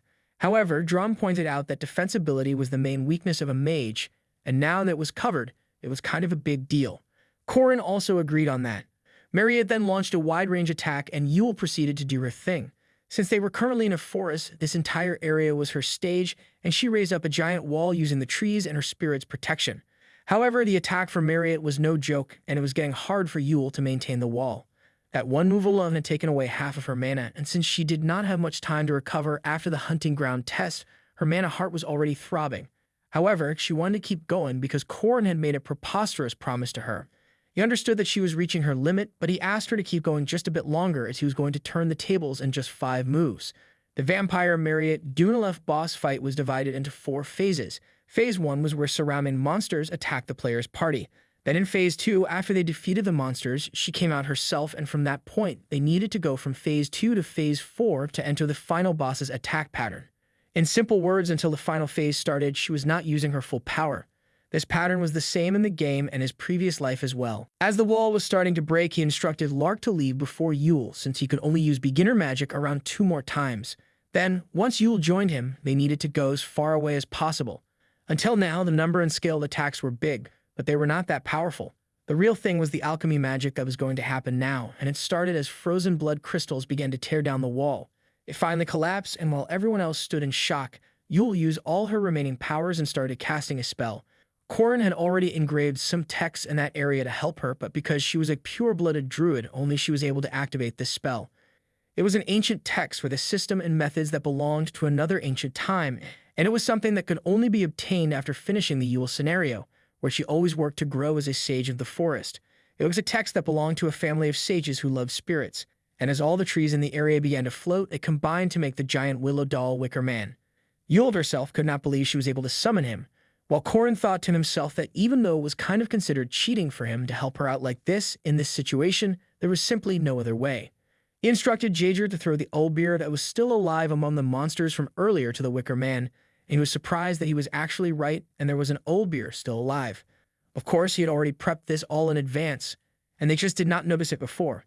He threw the owlbear at the giant, and as soon as it hit him, it exploded. The golem needed this sacrifice to burn inside its hollow wooden prison because it was a golem-type magic weapon that moved until it completely burned out. Mariette attacked the golem with her blood magic, but it blocked it off with its bare hands and launched a counterattack. However, it was already getting too much for Yule, and it was turning out to be difficult for her to maintain it. Corin asked her not to stop controlling it because if she did, they were all going to die there. And even though she was in a lot of pain, she still held on. Mariette once again attacked the golem, and it simply took all of them without even flinching because a Wicker Man was not a living creature, but a structure. So having holes in its body was not going to break it, or at least that's what Corin had thought. But then, all of a sudden, one of her attacks pierced the golem's core and turned off the Wicker Man's fire, leaving Corin completely stunned. As the Wicker Man fell down, he realized that the common sense he had of this world was flipping over and collapsing right in front of him. This was what truly meant going up against the special level difficulty, Mariette Dunalef. Yule ran out of power, and he quickly instructed her to back off. She tried to insist, but he told her that her being there now was not going to change anything, and she also knew that. So she agreed and ran back while Jaeger asked him if just the 3 of them could really do it by themselves. Corin simply grabbed his spear and said that she had now used up all of her wide-range attacks, which only meant one thing. It was time to fight her head-on, and he charged towards her. As the 3 of them moved forward, dodging her attacks, Dron tried to use one of his swords, but the orb was still protecting her. Just then, Jaeger jumped in the air and struck the same spot from above, destroying the orb that was protecting her. That was his special attack, Cumulative Destruction, where the power of the attacks he faced accumulated, and that was exactly what Corin needed. But then Phase 3 activated, and Mariette initiated the Realm of Blood, making a giant sphere which covered the entire area. When the dust settled, both Jaeger and Dron were defeated, and Corin was the last one standing. They were now stuck in the Realm of Blood, and it was a trap that got activated when the blood orb shattered. Since she was only doing the minimal defense when the orb got shattered, it forcefully sucked up her blood and mana, and created an entirely new creature that now stood before him. He never imagined that he would be the last one left so early because to clear this whole fight, they usually needed at least 3 people by their side until the third phase. But it did not really matter to him now because as he picked up his spear, he was certain that the result was going to be the same. We then go back to the night when Mariette turned into a vampire. It was common knowledge that as humans, we are able to differentiate between humans and livestock, and that's why humans feel cringed and shut their eyes while watching the desperate struggles of livestock who don't want to die. As she woke up in the night, she could feel a cold air flowing through her body, which was contrary to the feeling that she had of her throat burning up. That throat found its way to Isabelle's neck, who was sitting beside her, and she quickly bit her. Her canines, which had naturally always been there, broke the skin and reached Isabelle's vessels. The livestock in front of her was trembling, and she did not know if it was fear or resistance, but she did not care and did not even feel a need to cringe and close her eyes. She found the sound of her painful moans as beautiful as the melody of a piano, and the blood that flowed through her throat warmed up her cold skin. And just like that, she sucked the blood out of her and left her lying on the floor. Isabelle's moans and the creaking of the bed had stopped as well, and only the beating of her heart, which felt as if it might explode, was spreading throughout her body. The scent of blood was suffocating and disgusting her, and her body began to feel like it was collapsing. Because that was the moment when she realized that it was not livestock in front of her but a human, and she had committed a crime where she had almost killed her friend as if she was killing livestock, which made her tear up. As soon as she realized she treated humans like livestock, she grabbed her famished stomach and ran away into the forest until Corin came there to find her. The bloodhound roars in front of him and launches an attack, but he simply slices it in half. The hound then creates 2 small copies of itself, but as they try to attack him, he simply evades them and then stabs them from behind using his spear. After taking care of those 2, he starts mocking the hound, and then suddenly, it starts moving really fast. For a second, Corin also thought that it just vanished. However, it was simply moving so fast that he could not see it. But he wasn't scared at all and tells the monster that what was important for a victory was not 100 steps but looking for weak points with 1 step, which he already knew, and he attacks it right at its weak spot using his spear. The realm of blood completely shatters, and he successfully killed the bloodhound. Even though it was dying, it looked like the monster still wanted to protect its creator until the end, and Corin noticed that as he himself was there to actually save Mariette, who had now entered the final phase. In the game, as soon as this phase starts, she puts one of the party members into a critical condition, and that was why no one could clear it alone. Normally, in order to save the party member who became the target of the bloodsucking, all party members were needed to stick close together and be here together, but now that he was all alone, she quickly charged right at him. As there was no one who could help him right now, he surrenders and she starts sucking his blood. He could feel his life being sucked out of him. However, he was not giving up and decided to endure it as he had the exact skill that he needed for this moment, persistent warrior's regeneration. Even though the skill was keeping him alive, he was still in pain, but he kept enduring because he wanted to return this kind girl back to how she was when she used to share all those potatoes with everyone. So as an adult, he simply pats her head and tells her to take her time. All of a sudden, she stops and starts crying. Corin recalls how Sebastian Duke had also sucked the blood and killed his servant the moment he awakened as a vampire. Even a great commander who was left in history could not control his urge to suck blood. However, as for Mariette, it took 1 month for her to be caught by Park Sihu alive, and during that month she only drank the blood of monsters of the forest, which was just like drinking seawater, and it only made her thirst worse. But even then, she did not kill people, and she endured her urges and thirst through simply her willpower. That's why he wanted to believe that there must be another ending to this story that must exist, and now that became a reality as Mariette starts crying on top of him, repeatedly apologizing to her junior. He thought to himself that in his previous life, maybe he also looked at her as just a character as Siku did. However, the teachings of his master, whom he met in this world, had made him into a different person. His teacher also used to fight with his spear, and he remembered how she once called him a child and said that as long as she was an adult, she had the duty to protect him. The person that he used to look down upon for being a game NPC protected him and said that he was a child. So, as her successor, who saw her last moments and studied her teachings, he felt that it would be okay to make it a little obvious that he was an adult. Now that he was successfully able to save Mariette, he once again gets determined to walk on a different path from Park Sihu. Later, inside a space prison, which was made by Professor Josephine, Mariette was inside a cell, eating potatoes like her usual self when Corin came to visit her. He asked Josephine if he could go inside, and she wasn't so sure, but he assured her that he trusted her. Seeing that she was still enjoying potatoes, he asked her if she still found them tasty, even though her taste buds might have changed, but she said that it was one thing that always tasted amazing no matter how they cooked it. Suddenly, he got a bit too close to her, and she got all embarrassed and told him to stay away as she was still smelling. After cooling down a little, she then confessed to him that she was very scared when she fought against Horan, and she really thought she was going to die there. But even when she was scared, she was not able to do what he did for her. Corin also thought to himself that when she met Hueren, it must have evoked something in her, which made her change her mind and participate in the hunting ground practice. There, she coincidentally met Mariette, and in order to face the first-rank mage, she also went ahead and used all her actual powers. That provoked Mariette, and the vampire inside of her also reacted. She also wanted to know why he did not give up on her. It was the same when he was training with the spirit bodies where everyone mocked him, but in the end he was able to do it. She asked him how he kept on doing that, and he told her that it was nothing that impressive. He just always liked happy endings. Where the good guys were rewarded and the bad guys were punished, he always loved that type of ending. She was a person with a good heart, and since she was always nice to everyone, he said to her that he would like it if she could continue to be happy. She got all red-faced and at a loss for words. She requested him to leave for now as she needed to freshen up. So with that said, he took his leave from there while she sat there, thankful to him for comforting her. However, she was not sure if she even had a right to be happy anymore. It turned out she was going to be isolated temporarily, which was understandable since such a huge thing happened, and it was going to be difficult to go back to normal immediately. However, Corin believed that the isolation might end soon since the demi-human Hueren was already going to school with no problems. He was sure that even if Mariette awakened as a demi-human, most people wouldn't be scared of her anyway. As he was walking back, the chairman himself came up to him and asked if he could have a moment of his time. It was his first time meeting him, so he started off by asking him how he was feeling and then informed him that he wanted to talk about Mariette's punishment. He started to get worried as he had not even thought about the consequences and wondered if this really wasn't going to lead to a happy ending. He requested the chairman to reconsider it as he tried to explain everything to him, since he was the one who actually fought her.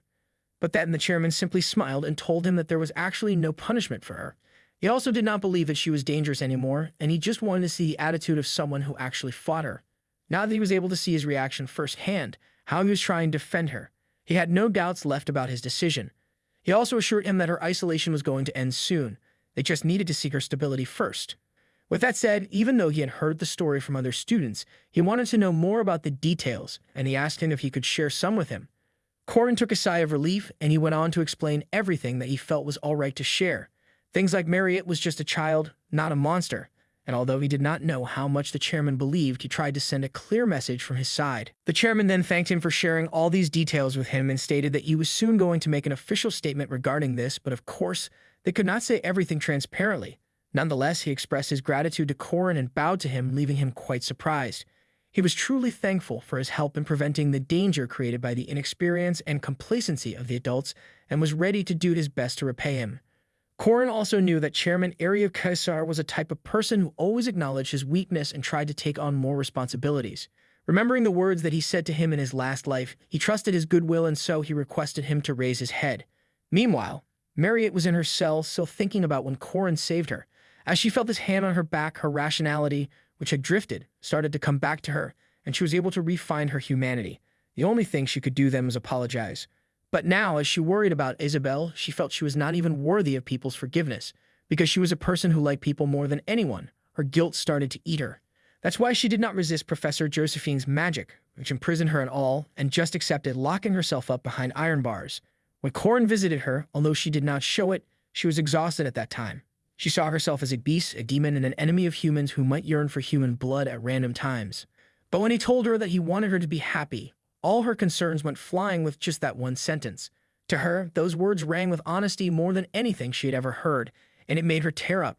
Remembering how he threw his body to her in order to save her, she realized that this moment with him was going to stay in her memory forever now. Time moved on, and then 1 week later, people were still talking about Mariette.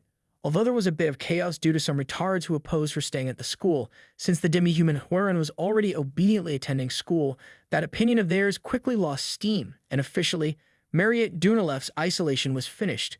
However, when she returned, even though people were happy to see her, she was still concerned about Isabelle as she could not find her anywhere. Hence, even though her isolation was done, she was still not ready to free herself yet and skipped classes. As she sat in her room, she guessed that Isabelle might hate her now because, putting herself in her shoes, she also understood that she would not want a friend who bit and sucked her blood. She did not want to get in the way of others, and looking at the bag of blood in front of her, she decided that she would disappear from this academy. But just then, someone knocked on her door, and when she opened it up, it was Isabelle, who immediately hugged her. Emotionally, she asked her if she was okay and how she was feeling, while Mariette, on the other hand, was just confused to see her there. She asked her if she wasn't scared of her after what she did to her. However, Isabelle simply smiled and said that she saw everything before she fainted. how she was crying and felt bad for hurting her. She told her that no matter what happened, she would always be her friend and wanted her to also feel the same. Hearing that, she burst into tears and simply thanked her. Isabel further explained that she was already feeling better after some time of that incident, but the hospital was not allowing her to go out just yet, so that's why she was not able to meet her even after her isolation was over. However, there was one tall junior who helped her secretly sneak out of there, and she understood who she was talking about.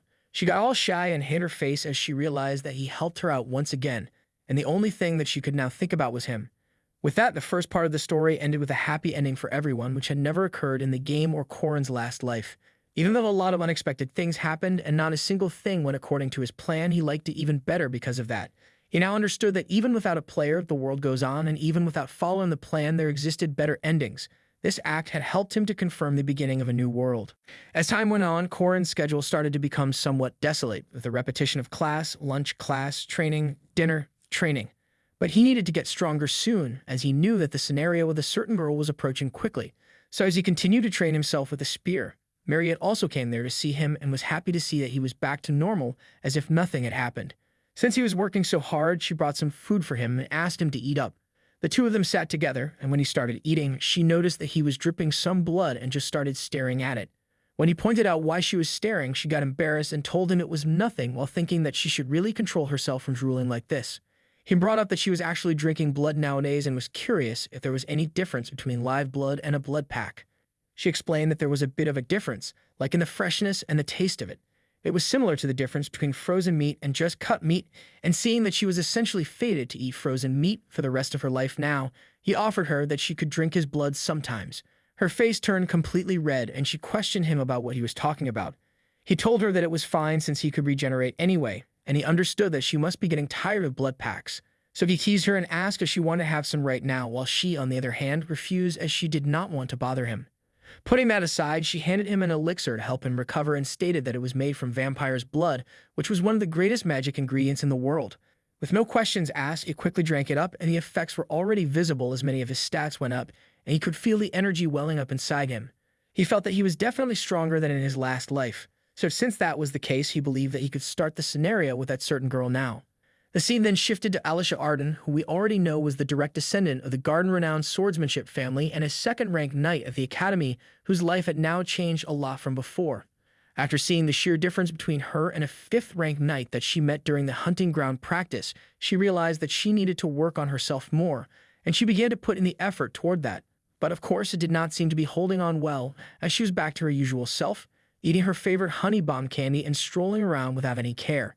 She was fundamentally lazy and unaspiring, with no concern or heart towards swordsmanship, although her talent as a swordsman was near genius. When it came to her personality, she was a terrible student who always received failing marks. Just thinking about how, whenever she was out shopping, she did not have to wave her sword 1,000 times, get examined as she repeated her basic moves, or duel with anyone made her extremely happy, and she just wanted to enjoy times like these. But just then, Korin came behind her and called her out. He questioned her about why she was not at the training room these days, and she nervously answered that she had a lot of assignments and missions to do in these past few days. He told her that there was a way where she could make a lot of money, and that was by joining his party, while she, on the other hand, was getting frustrated, thinking why he kept on looking for her, as she really did not want to be approached by him. The reason being, whenever she was in front of him, she always felt like her lazy habit of trusting her talent alone was exposed. Above all, she found his methods of training to be way too hard because he always kept talking about the basics while she wanted to try making a cool lethal move. But then he offered to give her 2 gold coins if she would come with him for 2 second-ranked difficulty missions, and hearing that, she immediately started calculating that she would be able to get a lot of clothes and honey bomb candies. So just like that, she agreed to join him. Furthermore, he informed her that he was going to a 20 silver coin short-term mission and suggested she should join him as well. Again, hearing the money that was in it, she agreed to come along.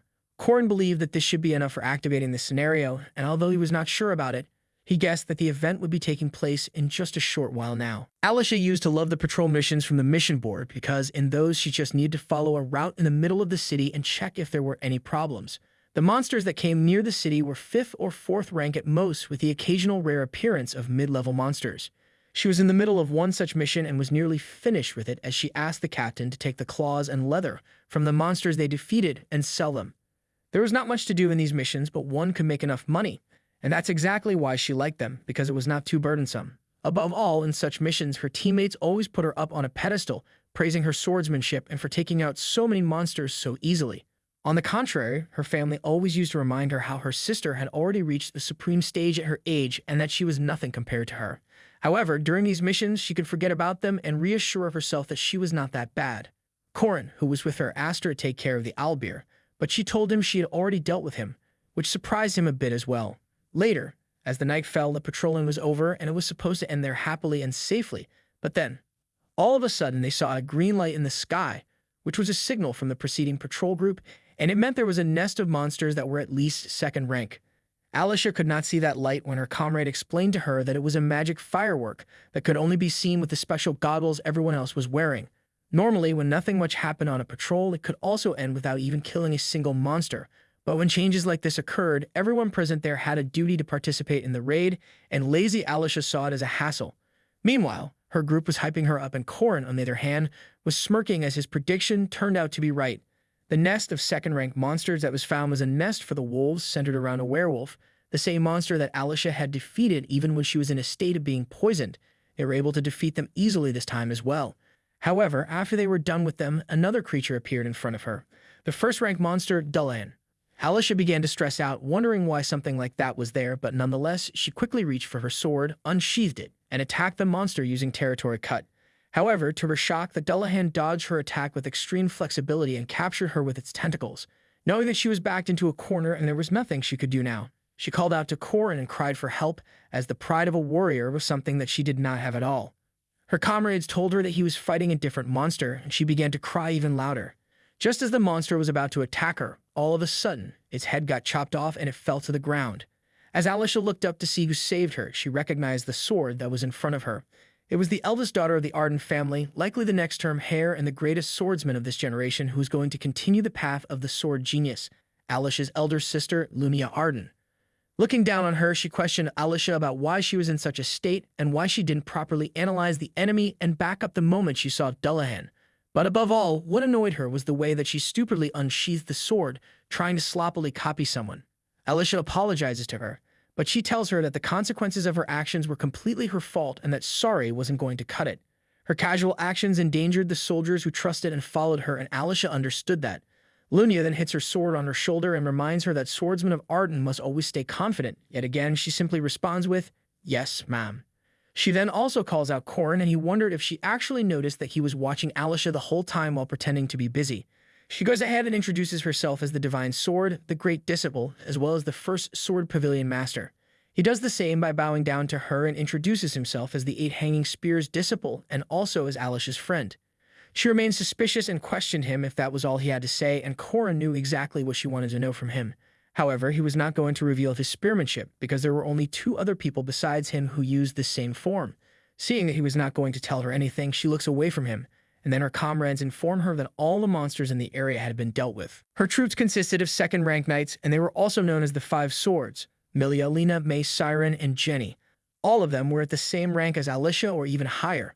They ask Lunia if they should chase after the fleeing monsters, but she instructs them that there was no need for that and prepared to head back. She also tells Alicia that she was actually coming with her. It is then explained that the swordsmen in this world tend to enjoy traveling in groups. Those who were commonly known as the Sword Faction were partly gangster-like swordsmanship organizations, and they followed their leader by banding together and eventually began to consider themselves as a separate sect. 60 years ago, the sword genius Garen began a new generation of swordsmanship. As the current family head began to spread the idea of martial arts schools, Arden became a renowned swordsmanship family that represented the entire continent. We then come back to Merkaba's Arden studio, where the lingering scent of a unique command, discipline, and gangster-like tendencies was still there even today. Alicia bows to Lunia and formally greets the first pavilion master, while all the others present in the room are simply confused as they have no idea why someone like her, who was the main family's direct descendant disciple, was kneeling down. Lunia goes over her history of missions, and it wasn't impressive, as it consisted of patrol missions, tradesman security missions, and fourth-rank monster group raid missions. There was also this cafe helper mission, and she questions her about what that was all about. Alicia explains that there she had to wear a uniform and advertise flyers. She asks her why she was doing something like this, and she embarrassingly replies that she found that uniform pretty.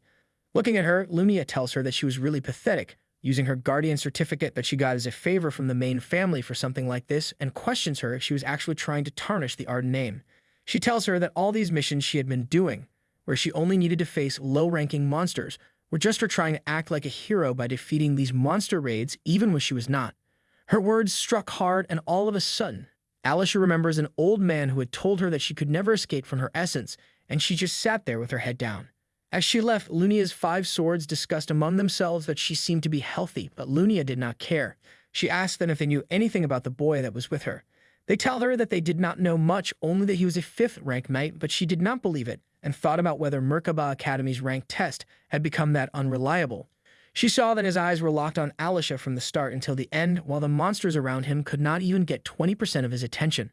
That type of skill wasn't just any type of experience, and it wasn't just a level of practice either. It was something that one could only attain from polishing their skills through real combat. And the way that he was using his spear, on the surface, it might look simple, but for someone who had reached the height of art and style, she could tell exactly the destination of that spearmanship. Even though it was a short encounter, she was quite satisfied with him, and she started to think it might be better if he stayed with her younger sister. She recalls that she had received a request from the academy, and she guessed that she might be able to see him again soon. Later, Corin continued with his training while Maria always brought a lot of food for him. As he takes a bite out of one of her dishes, he asks her if there was mutton in it, and she tells him it was raw meat that arrived just today. Josephine had asked her to help with the slaughter process, so she was able to practice that as well. Meanwhile, Corin was simply moved, seeing that while she was living this sad vampire life, eating frozen meat, she was giving him such delicious food, and it made him tear up. She then asks him if he liked braised oxtails, as she was planning to bring that next time. Suddenly, he takes her hand and tells her that he likes it very much. Yet again, she is all shy and nervous and promises to bring it next time, while at the same time, she starts praising his rough and scar-covered hands. Just then, Isabel calls her out, and she gets all embarrassed, jumping around, yelling things, and then just leaves while Corin sits there, thinking that he really did not know much about kids at this age. In his previous life, he could not date once within the 3 years because of Park Soo's interference. He did have some situationships, but the reason he could not make it into a date was all because of Siu. As for his current platonic relationships, they were very different from his previous life. Sometimes Yule used to bring him rare and precious mushrooms from the forest, and then they would go straight to the library, where he was teaching her the Ogun alphabet. Dran used to come looking for him quite often too, but rather than friendship, he seemed to consider him a useful colleague, where if there was a difficult mission with good pay, he would ask him to join his party. As for Jaeger and Lark, he was close with them, and they took classes with him. But when he came to meet them, they suddenly started screaming. When he turned around to see what happened, Horan was standing behind him, and she just said 2 words, "Food promise." He recalls that he had promised to buy her a meal when he went to meet her in her room, and was a little bit impressed that she actually remembered because it was over a month ago. He tells Jaeger and Lark that he would not be able to stay with them today, but they had no problem with it whatsoever, as the 2 of them were just running away, scared of Huaren. With that out of the way, he then takes her to a fish restaurant and asks her if she was liking it, while she, on the other hand, was simply stuffing the whole fish in her mouth without stopping. He tells her it was not respectful to the food, and she argues that all they need to do is just chew and eat, but then he cuts a piece of fish, puts it on top of rice, and serves it to her, telling her that instead of simply consuming it, she should respect it and feel its scent. She listens to him and starts eating slowly while he sits there, thinking to himself that the weapon production was almost complete, and although it was a bit early, the second part was coming soon. The intro of the second part was the midterm exams. Jaeger was stressed out as he hadn't studied at all, even though Lark was telling him to. He asks Corin if he was prepared for the test, and he confidently responds that he did not need to do anything like that. It wasn't his first time taking this exam, so he was pretty sure he would get rank number 1 even without studying. However, the moment he read the first question, his soul left his body and he realized he was screwed. After the test finished, Jaeger and Lark looked at him and asked how his paper went, but he just sat there, still in shock, and replied that a knight just needed to know how to write his name. His answer sheet was completely blank, and even Jaeger had finished 1 or 2 questions. It turns out he had forgotten that he never actually studied in his past life, and since he only continuously researched expert skills, he did not know any of the actual knowledge of this world. However, he refused to stay down like that because of a mere written test, as there were still ways to redeem himself. We cut to a battle arena for the highlight of midterms. It was one of the easiest events in the game, which provided the player a golden opportunity to redeem the marks they failed to obtain during the written exam. This activity was composed by the Knight faculty professor or some other temporary instructors who were invited from outside the academy. 15 students per team needed to face them and show their skills. On the basis of that, they received a grade from the professors in charge of the evaluation. Because Corin was a 5th rank knight in name, he was certain that the level of the instructor assigned to him wouldn't be that high. During this, you could get additional points if he managed to defeat the instructors, so with that in mind, he started grinning, thinking that no matter who his opponent was, he would defeat them and recover from his written exam score. However, all of a sudden, he noticed that the people around him were shocked to see someone, and he wondered who this instructor was that was making them react like that. Turns out, Lunia Arden had arrived there, and she was actually there to meet him, which left him stunned as well. The practical test for first-year group commences, and the evaluator announces that their opponents were the specially invited guests, elites of the renowned swordsmanship family, Arden, the 5 swords of the First Sword Pavilion. The students start rushing at them while Dron just stands in the back calculating the odds. All of his opponents were second rankers, while on his side only he and Alicia were second rankers. The 5 girls use a combined attack, and in an instant they send all the students who are charging at them flying back. Their vision is completely blocked by dust. Dron understands that the odds of winning were not that high, as they were all experienced enough to block their large number of enemies' vision first. Nonetheless, he prepares himself to fight when suddenly the phantom sword, Milia, tries to attack him from behind, but he blocks her with his sword. Alicia gets distracted by that, and her opponent, the high-speed sword Jenny, takes advantage of that and closes in on her, reminding her that she was facing her. She gets her leg and makes her fall over, telling her that her posture was too unstable. She keeps on pressuring her while Alicia plays on defense. Meanwhile, the other students there were just amazed to see the 5 swords in action. They were making all their opponents fall down one after another, except Dron and Alicia, who were still fighting. Dron uses all his 5 magical swords and aims them at Milia, who gets overwhelmed by them, and it seems he is going to be victorious soon. However, Alicia, on the other hand, is barely managing to hold her own as Jenny keeps on repeating that she still needed a lot more practice. She also states that if this was all she could do, she should not even bother graduating and should just drop out so that she could receive proper training at home. However, she gets mad and pushes her back. For a split second, she feels that her vigilant eyes have worked as she opens her eyes to see the territory. However, she was not looking directly into the territory yet, which gave Jenny an opening and she defeated her. Originally, Lunia Arden was supposed to take on this role against Alicia in the original storyline, but now she was acting as the examiner for Corrin's group, Group B, and he could not understand why. She brings out her sword and warns them that they should think of this battle as an experience in a Great Special Rank War. The Great Special Rank War was a class of monstrosity that could take on an army by itself. It was a plain disaster that even dozens of guardians could not be sure they would win against. Marriott and Horan were prime examples of that type of disaster, a monster that most guardians would never encounter in their lifetimes. If anyone told stories of them, they were simply treated as mere bluffs. However, when it comes to Lunia, she was actually someone who could go head-to-head against a monster of that caliber, and she quickly demonstrates that by unleashing an attack that destroys the entire area around her in an instant. She was a monster among monsters. While every other student was falling down, Corrin had taken shelter behind a wall. Jaeger was beside him, and he was absolutely terrified as he felt that he could have died there. He started yelling, asking why she was going so hard, but Corrin tells him that she was actually going easy on them because if she wanted to be serious, this whole thing would have ended in 10 seconds. He then points out what he was holding in his hand, and it turns out he was casually carrying an unconscious Lark because he thought he might have died if left alone. Suddenly, a surprise attack from Lunia takes Jaeger out as well, and she calls out Corrin, telling him to come out as all that was left was just the 2 of them. He comes out and asks her if he could just surrender. She answers that he could, if he wanted to get the low score, that is, but she also knew that he wasn't going to do that, because he wouldn't want to waste a rare opportunity like this to fight a powerhouse. He simply smirks as she could see right through him, and he thinks about his previous life where he and Lunia were comrades and had fought together many times. His master was his teacher for the spear, but she was the one who had taught him real-life combat techniques. That's why by the end of the previous round, he was no match for her at all. There was a wall that he knew he had to break through at some point in this life. So he was great with his spear because he understood that if he were to take the place of a player, he needed to surpass her with his own strength. She quickly charges at him with her sword, and he manages to block her attack. The 2 of them exchange blows, but all he could do was just block while she kept on attacking him. For a split second, he finds an opening and tries to counter, but she was too fast and once again attacks him, forcing him back to defense. Meanwhile, everyone was shocked seeing the 2 of them fight like that, even though he was just a 5th-ranked knight, and they could not believe that he was actually holding his own against Lunia. But then, Corrin runs out of gas and gasps while Lunia also stops as she notices that he was almost drained of energy. She sheathes her sword, and he begins to wonder if that meant she thinks he did enough hard work. However, he knew completely well that there was no way that was possible. What she was actually doing was preparing for Territory Cut, the move that foreshadows the most powerful technique of the mightiest sword emperor, Garand.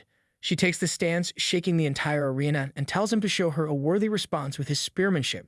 Everyone there knew that what was about to happen was way too dangerous, and even the professors tried to stop her because she would kill him with that move.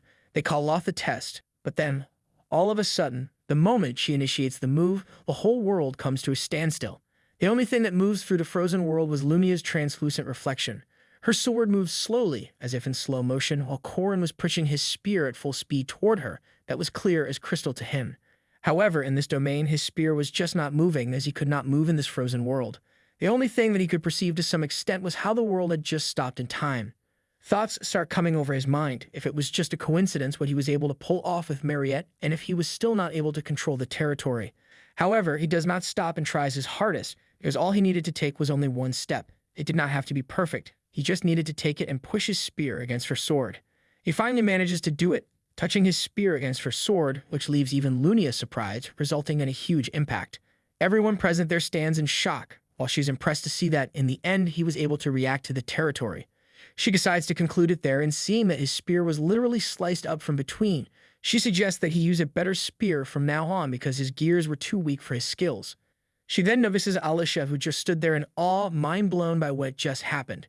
She pieces it together that the test wasn't even important for Corrin, and the reason why he did not avoid the fight was just to showcase the territory. She questions him if he knew about Alicia's talent as well, and he just stands there, smiling, because even though he lost the fight, he had achieved his goal. She tells him that she was going to stay in this city for a while and warns him not to interfere, because no matter how hard he tries, nothing was going to change, and she would crush Alicia with her own hands. Corrin, on the other hand, was confident that now that he had shown her the territory, things wouldn't go as Lunia Arden had planned. The evaluator then announces that, as a result of a unanimous decision from the instructors, Corrin received full marks and maximum additional points on the practical test. Hearing that he received full marks while fighting Lunia all by himself, everyone started wondering who exactly he was, and even the professors could not believe how a 5th-ranked knight went one-on-one against her. The teacher was also sure that he was definitely the one who attempted to capture the spirit bodies, while Professor Firmic also started thinking how come Corrin was using the same techniques as that person. Then a few days later, Corrin goes to a weaponsmith because even before Lunia gave her that advice, he also understood that he needed a good new weapon. The smither started asking him a lot of questions like who he was, how he knew his family's secret method, and how come the academy provided him such rare ingredients, but he simply tells him he did not need to worry about any of that. To acquire such super expensive ingredients, one needed at least several hundred gold coins, and there were no players willing to pay all in cash. So they created it using ingredients obtained from scenarios or quests. However, he had the special soul dust, a 2nd-rank runestone, a 1st-rank silver stone, and the support of the Academy's chairman himself. What he was making with all these was one of the very few best weapons capable of handling the territory, the legendary rank Shadow Kingdom Silver Knight's Spear, also known as Silver Spear. We then get a flashback from Alicia as she recalled the first time she went out in a real battle. She remembered killing a 5th-rank monster and feeling sick by the scent of blood and seeing intestines spilling out of his body. However, the smell of human blood was different, as there lay a girl in front of her who she had accidentally hit with her sword. Despite it being her first time seeing human blood, she had grasped the intense smell of it instantly, and she was trembling in fear because she was the one who had actually injured that girl and her blood was on her sword. Coming back to the present, she still remembered all that as clear as day, but she shifts her focus to the mission at hand, which was to capture a werewolf for 70 silver coins. It was a relatively easy mission compared to the urgent one she saw this morning, saying that they needed to search for Fog City's murderous vampire, and of course she clearly did not want to do that as she did not like dangerous things. Turns out there was one more reason why she had chosen this mission related to the werewolf. Holding that belt that she got from, she still wanted to find out where her savior was right now. Suddenly, she hears a commotion at the back of the train, and when she turns around, Corrin was also there, and he greets her. The other Guardians' expressions weren't really great towards him because, due to the quota system, the Guardian Association already had to tolerate students being involved, but they clearly did not like the fact that a 5th rank like him was showing up. However, he did not care about that as he was only there for Alicia, and there was also the fact that they would not say anything outwardly to him in front of the Sword Emperor's granddaughter, who he was showing that he was close with. Putting all that aside, he asks her how her eyes were, but she didn't exactly understand what he was saying and tells him her eyes were fine. However, he explains to her that was not what he was talking about, and as she begins to understand, she asks him if he had heard about that from her sister. Of course, he had not heard anything from her, but just to keep it simple, he said yes. He informs her that her sister was very serious about destroying her, so she really needed to hurry, otherwise she would not be able to wield a sword again. She remained silent for a moment and then said to him that maybe she could just stop wielding a sword when that time happens. However, in his mind, he did not think that she would be able to do that. When they arrived at the werewolf nest, there were 2 werewolves and approximately 20 short hounds in that area. The capturing party was able to handle the short hounds, and they even hunted down a werewolf. However, the situation suddenly took a strange turn. A lot of these monsters started coming out of the forest, and a strange fog began to appear. Some of the knights were actually concerned for Corin's safety, since he was just a 5th rank, but they already had a lot on their plate. Meanwhile, Alicia was taking down all the monsters one by one. However, she also could not understand what was happening, as a mix of ghosts and monsters were appearing in this area, where so many evil spirits were not even supposed to exist. Since places with few humans usually don't attract evil spirits, she began to feel like this must be man-made. Just then, someone comes up behind her and tries to attack her. She manages to block it in time and realizes that it was not a ghost, but a fellow knight. She questions him why he was attacking her, and instructs him to stand back when suddenly, another one comes behind her and strikes her. As the knight got ready to land the final strike, her instincts kick in, and without even realizing it, she swings her sword and cuts down the man into several pieces. As the body lay in front of her, she once again gets reminded of the smell of human blood, that intense smell, which signifies death and a fading life. She stood there in shock as she realized that she just killed a man. While she stayed there frozen, another man tried to once again attack her from behind when suddenly a spear pierced through his skull. Corin tells her that these were not real people, and confused, she asks what he was talking about. As he takes off the head from the body, he explains to her that these were mere corpses that were raised using black magic. This whole scenario was actually the main event of the opening act of the second part, Fog City's murderous vampire subjugation. Normally, the lunatic serial killer that Marriott fails to catch in the latter half of the first part would start chasing the player's party. However, if the player were to choose this other mission of capturing the werewolf, while playing this mission, they would meet the murderer John Doe, and after fighting him, they would be able to fend off his attack. That's exactly what happens, as suddenly, a mysterious figure appears right in front of them. Alicia gets scared, and he quickly tells her to just prepare to run away. He throws his spear right at it and lands a direct hit, making it get stuck in the tree. The other knights were surprised to see how weak the creature was as it dies in just one single attack. However, Corin knew that was not it, because if it were to die so easily, there's no way it would be the boss of the opening act. Also, based on John Doe's characteristics, he knew that it would be impossible for him to catch him alone. John finally speaks up and was impressed that they were able to destroy his doll, but he was going to put an end to things now. The main problem while facing John Doe wasn't his strength or something, but his specialty in stealth.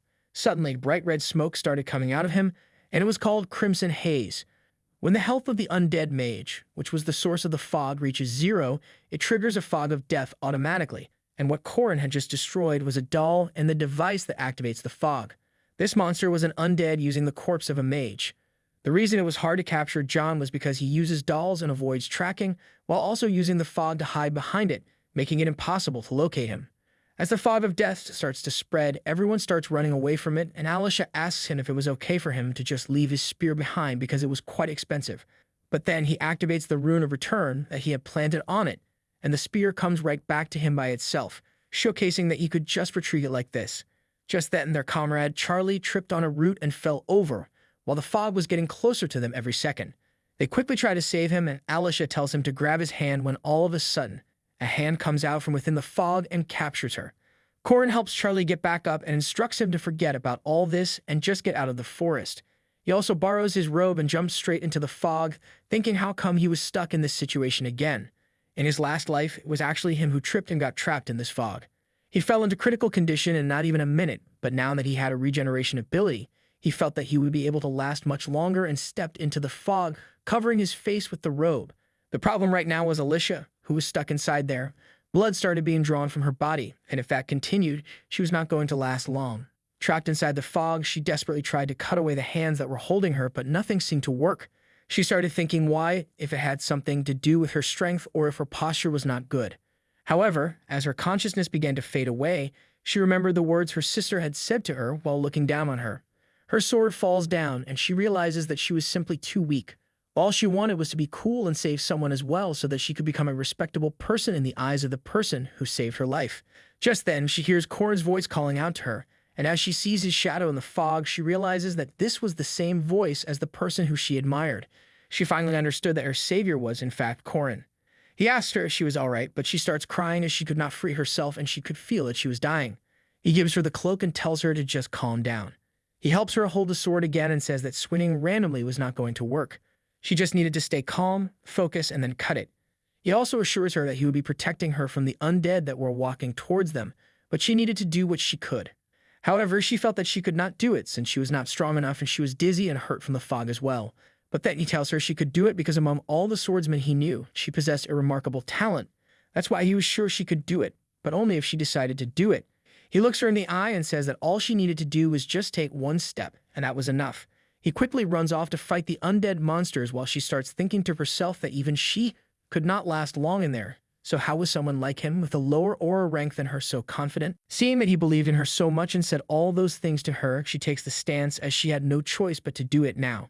She remembers her grandfather's secret technique, one which was capable of cutting anything, and to wield it, she awakened her eyes of the boundary, a cursed ability that forcefully allowed her to see others' domains. She focuses all of her energy to take that one step inside the domain and uses Ardent First Sword style to activate her domain severance.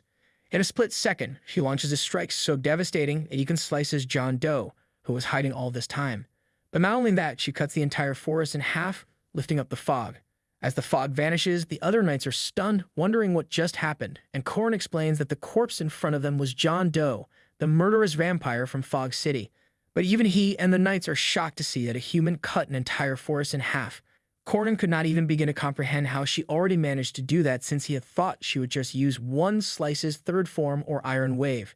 She wasn't supposed to do that yet, while she, on the other hand, was so excited that she was able to pull it off. The other knights start wondering if she's going to be the next heir now since no one else but the Sword Emperor was able to use domain severance, and they all just start cheering for her, supporting her. Meanwhile, Corrin just stands there thinking, this was not supposed to happen, and why does his plans always get twisted like this? As the news spreads that Alicia defeated John Doe, everyone starts asking the same question. Who is going to be the next heir of the Arden family? Meanwhile, Lunia's 5 swords are getting pissed reading all this news around her while she simply sits there, deep in her thoughts. The Arden family, known for their swordsmanship, operates within the sword faction and moves based on the logic of power. They had been anticipating the swordsman who would succeed the insanely strong head of the family, Garen Arden. Domain Severance was a move that existed on the stage of the Heart's Path, which was a realm unknown to most martial artists, and Garen Arden had long awaited someone who could continue his legacy. Lunia had practiced while dripping blood, sweat, and tears, and the scars on her palms were evidence of the life she had lived. However, even she, who was called the genius of her generation, could not satisfy the Sword Emperor. One day she engaged in a friendly duel with her younger sister, who had only just held a sword. She was the illegitimate child whom the head of the family brought from outside. She had never thought of that kid as her competition, but when they were fighting, Alicia suddenly activated her Eye of the Boundary and slashed Lunia. The little girl stood there in shock, seeing all that blood on the floor, and Lunia did not even realize she had already been cut. It wasn't a matter of speed or anything. She had used the profound path of martial arts, the domain, and she took a step within that space. As Lumia lay on the floor, she was frustrated that she got defeated by such a young and lazy child, but when she looked at her, she also got a glimpse of the title that her grandfather had told her about.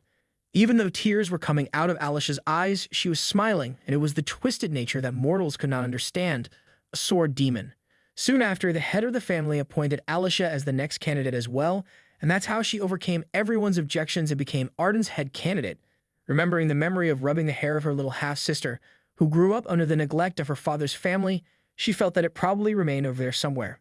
Coming back to the present, the 5 swords ask her if she was okay, and she tells them there was no need to worry, as she also wanted her to step into the domain because she had a feeling that if she were to see that move she used as a kid once more, she also might be able to reach there as well.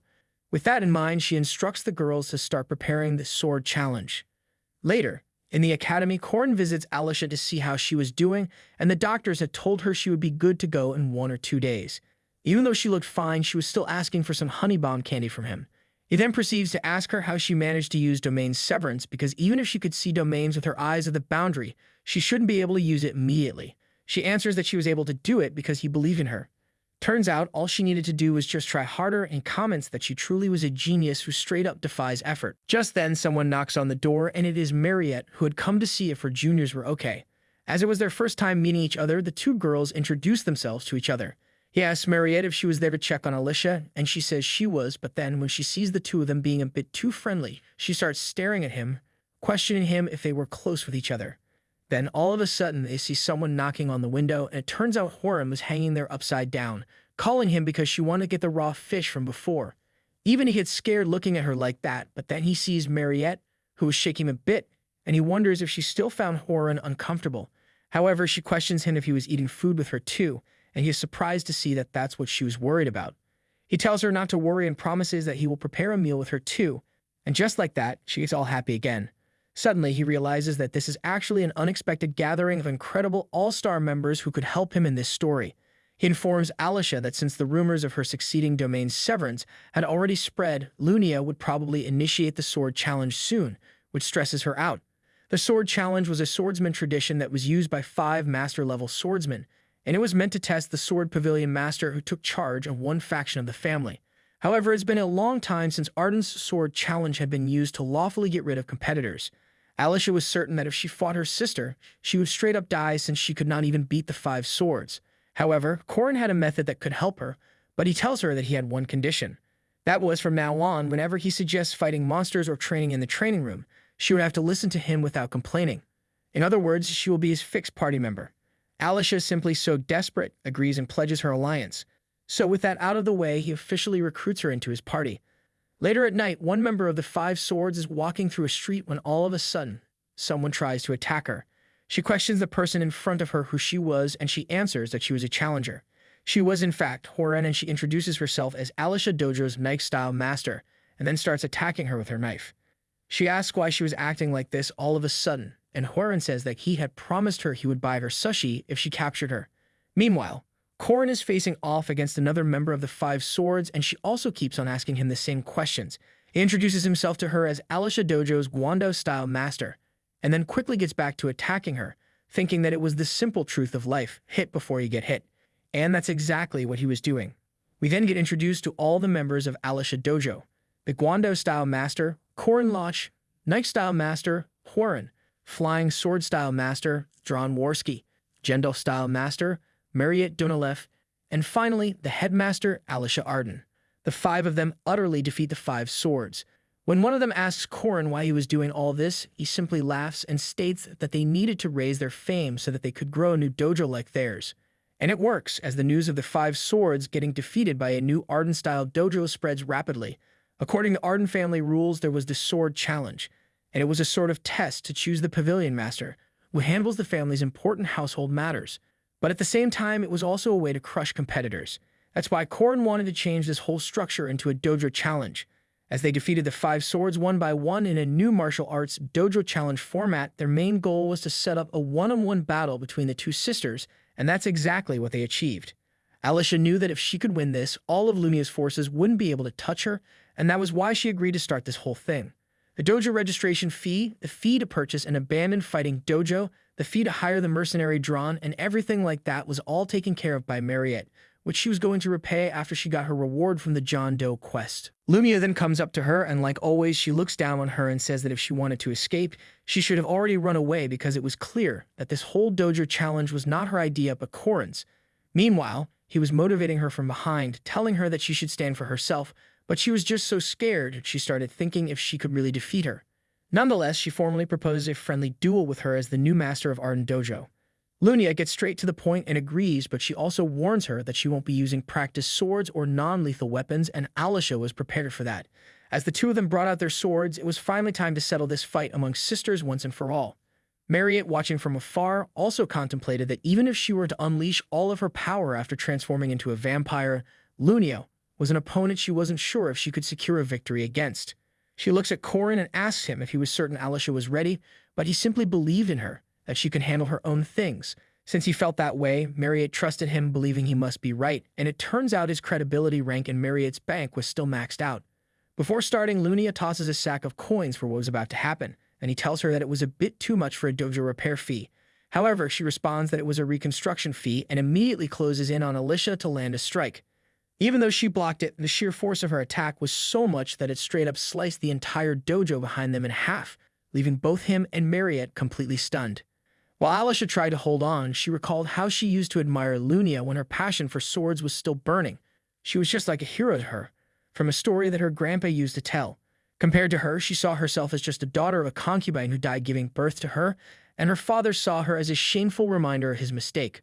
One day, when she went up to her to congratulate her for finishing the mission, Lunia patted her on the head and said to her that she had gotten quite tall, which made her really happy. However, on the day when she first cut a human, her own idol, everything in her life completely changed. As we come back to the present, Lunia prepares to attack her again while Alicia strategically moves one step back and then deflects it to the side. As she tries to launch a counterattack, thinking that her sister wouldn't be expecting tricky irregular guards like this, Lunia quickly strikes her once again and pushes her back, mocking her that her footwork was still as sloppy as ever. Since that did not work out, she decides to use her speed to confuse her line of vision. As she does that, using the advanced forward third form, Lightning, she appears right behind her and tries to attack her, but Lunia already saw her and launches an upward slice.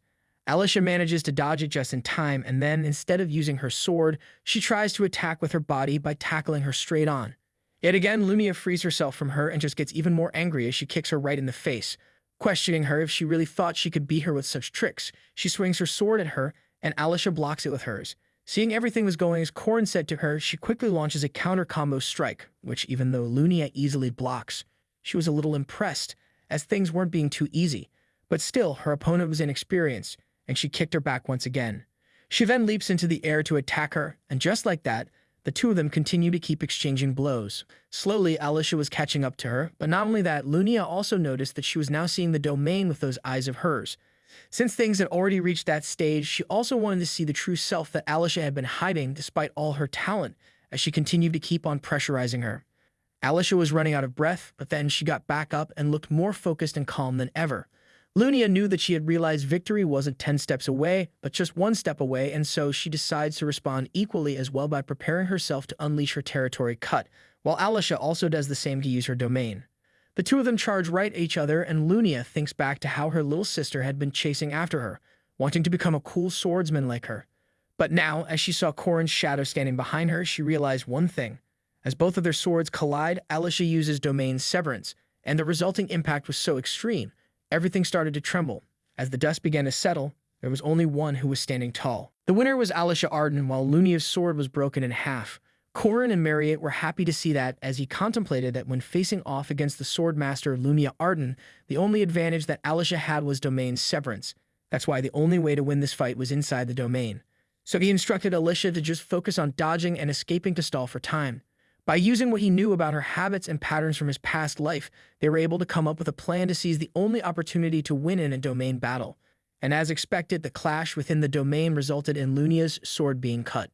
Alicia was still in shock that she actually won, while Lunia gets back up and tells them that from now on, neither she nor her group would interfere with their work. She kept walking without even looking back, but then Alicia goes up to her and nervously tries to stop her. She wanted to say something, but she was still scared of her. She, who was the weaker one, defeated the pavilion master, and she was afraid of the look that Lunia might give her. However, Lunia turns back and simply pats her on the hand. Corrin recalls that the first time he met her in his previous life was even earlier, before Marriott's incident took place, and back then, he was shocked to see her because they met way sooner than they would have in the original storyline. The whole time, she was searching for her little sister's murderer, but in the end, she could not find him because the real culprit was, in fact, Park Sihu. Even on her 3rd death anniversary, she still continued her search for the murderer, and he asked her why she came to pray every year even though she hated her sister. She told him that she did hate her because she only knew her as a lazy and annoyingly clingy kid. However, she also felt that other than her, there was no one who could resolve Alicia's bitterness. At that moment, he understood that she did not turn her back on her. And if anything, even if her little sister were to surpass her and take the lead, she would quietly support her while smiling. And as we come back to the present, with a simple smile on her face, she once again says the exact same words to her, that she had grown quite tall. Hearing that, Alicia gets emotional and starts crying. With that, her storyline came to an end and the mission was complete. Later, Alicia was recovering from her fight with her sister, and she explains to Corrin that even though she was afraid of fighting, a part of her always fought the smile. She always avoided fighting because she never felt it suited her, and she even feared facing Lunia eventually. That's why she always pretended to be less serious and did only simple tasks. But now that she officially won the battle, she was going to become an heir of Arden and Lunia, and her followers would also be wary of her. So if she were to run away now, she believed her tie with her sister would truly be cut. However, he simply tells her that it won't happen. He believed that people might get more distant and their relationship might become awkward, but relationships weren't something that could be cut so easily because at the end of the day, the two of them were still sisters. He shares a story about when he was younger. He always used to get beaten up by the neighborhood thugs. But later, what made it hard for him to stay like that wasn't the physical pain, but his anger that he felt towards himself for never standing up for himself. He saw Alicia as a much stronger person compared to the weak child that he was back then, and he hoped that she could always keep her head high and be proud of herself. Hearing all that from him, she expresses that he was quite a strange person because even though he was the same age as her, he always sounded so much more mature than everybody, as if he had experienced all sorts of hardships already. He just thought to himself that the reason for it was because he lived 14 years more than her. And if he were to include memories of 30-year-old Corin, he was around 50. Alicia then simply thanks him for everything he did for her during this whole incident and also for when he saved her in the forest. Surprised, he asks her how she knew about it, and she answers that she guessed it by his voice and the belt he left behind. She also says to him that if there was anything he wanted from her, he was free to ask as she was indebted to him. Since that was the case, he simply tells her that he wanted to be friends. She was a bit taken aback at first, but she also agreed to be friends, and she was glad to have a reliable friend like him with her now. And with that, it was proven that just like punishment awaits the evil, a bright future also awaits the kind-hearted people. Time passes on, and a few days later, the scene shifts to Mariette's friend, Isabel Carmen. She was following Mariette, and she saw a man proposing to her by offering her his blood, which made her really annoyed because she knew a gesture like that would only make her the most uncomfortable. However, her real concern wasn't this because it kind of happened on a regular basis. What was really bothering Isabel was Corin, who seemed to be getting really close to Mariette lately. She did not care that he was a 5th-rank knight because the fact that he held his own against the sword master Luniac herself already proved that he was definitely talented. But seeing him with her, she starts to follow them until they go inside a room and lock the door. She starts imagining all sorts of things, trying to guess what they were doing behind the door. She eavesdrops and starts listening to what they were talking about. He discusses with Mariette about the land they acquired when they registered the dojo, and since the dojo was currently under reconstruction after being damaged, he was thinking about building an inn there. Confused, she wanted to know why, and he asked her to just consider it like an investment and promised that there would at least be triple the profit. Meanwhile, all Isabel could hear were terms like invest and profit, and she started thinking if he was trying to use her to make a business out of her. Later, he then meets up with Alicia in the training room to do some basic training, and she follows him there as well. She recognizes Alicia since she was the popular second daughter of the Arden family. He gives her a voucher to a restaurant where he often ate since she really loved food, and she got really excited as it was from the most delightful restaurant in the city. Isabel, on the other hand, once again gets the wrong idea because this restaurant was renowned as the best spot for a date, and he was giving it to another girl even though he just met with Mariette. She gets so pissed that she actually loses her balance and falls down on the floor. Alicia and Corin did not even care where the thud sound even came from, and he goes on to ask her how much money she had made recently. Hearing that, Isabel starts thinking about what he was trying to do, as not only did he hit on 2 girls, but he was also talking about money from both of them. Then the next afternoon, he meets up with Horm in a restaurant to buy her the sushi he had promised her, and he starts discussing money with her as well, saying that he had an amazing investment in mind. Meanwhile, once again, Isabel was still following him, and seeing all that, she concluded that he was definitely a scammer. He had spent 97 gold coins for the whole process of fighting Lunia, and in Korean currency, it was something around 100 million won. However, all the money came from Mariette, and he was very grateful. But considering that she actually lent 100 gold coins in cash, he wondered if mages were earning that well. On top of that, Lunia offered 50 gold coins for reconstruction, and Alicia received 110 gold coins from the John Doe quest, while Horan also had a lot of funds with her. Meanwhile, Yule, Lark, and Jager all had money saved up as well, and as for Drawn the Mercenary, he also had an incredible amount of money with him. So in the end, he collected a total of 500 gold coins, and with all that money, he bought a massive land. Right now, it was just an empty plain on the outskirts of the city. However, in the second semester, the Merkaba Academy was going to have a friendly exchange festival with the Eastern Continent's Borame Academy. It was peak season for the lodging industry since tourists from the entire continent would be flooding in, and you could make these couple hundred gold coins back in just 2 weeks.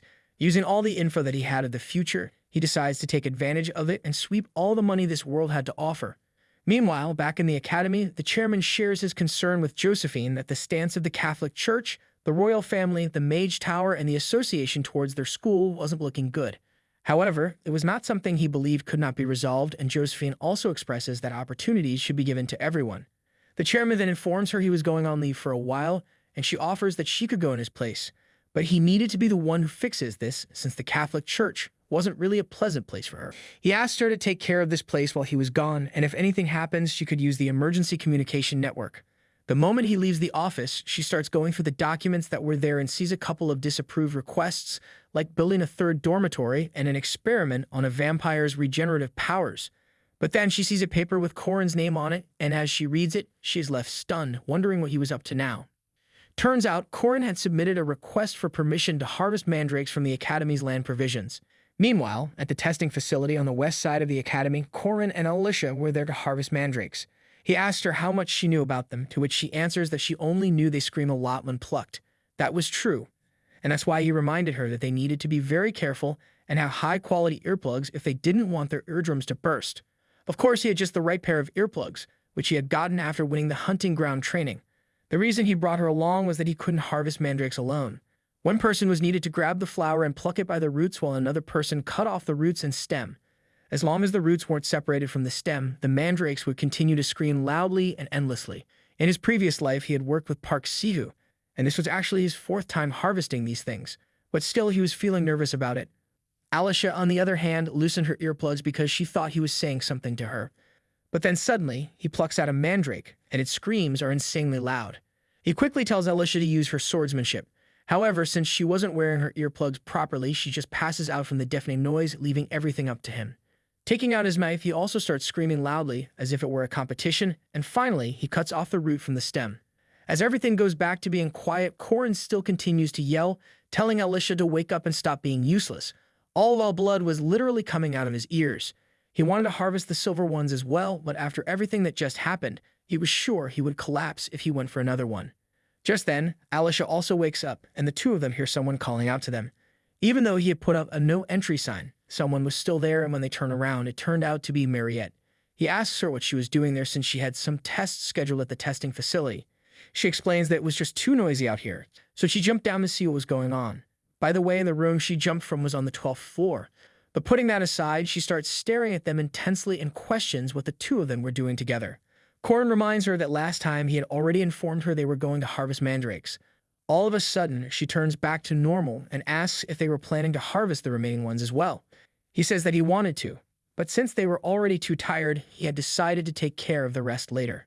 However, she offers to do it for him, and he tries to stop her because it would be hard for her since she was not a knight. But before he could even finish, she pulls one out just like that, and it was a silver one, which terrified him because if she were to hear the screams of a white-silver mandrake, she might die. But she, on the other hand, just rips it apart with her bare hands while laughing and tells him that she had actually harvested 30 of them this year alone from the farm she has at home. She understood that he was planning to make a herbal decoction with these, so she offers to cook up a stew for them and requests Alicia if she could get some rabbit meat and potatoes for them to eat.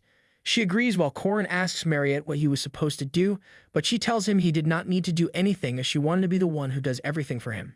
He did not even understand the signal she was trying to give and just appreciate her help. To consume a mandrake, there were actually 2 ways. One was the traditional method of just eating the root directly.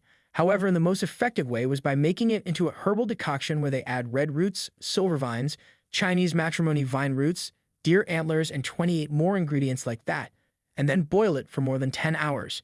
After doing all this, the mandrake herbal decoction is ready, and even though it sounded strange at the end of the day, this was a K game.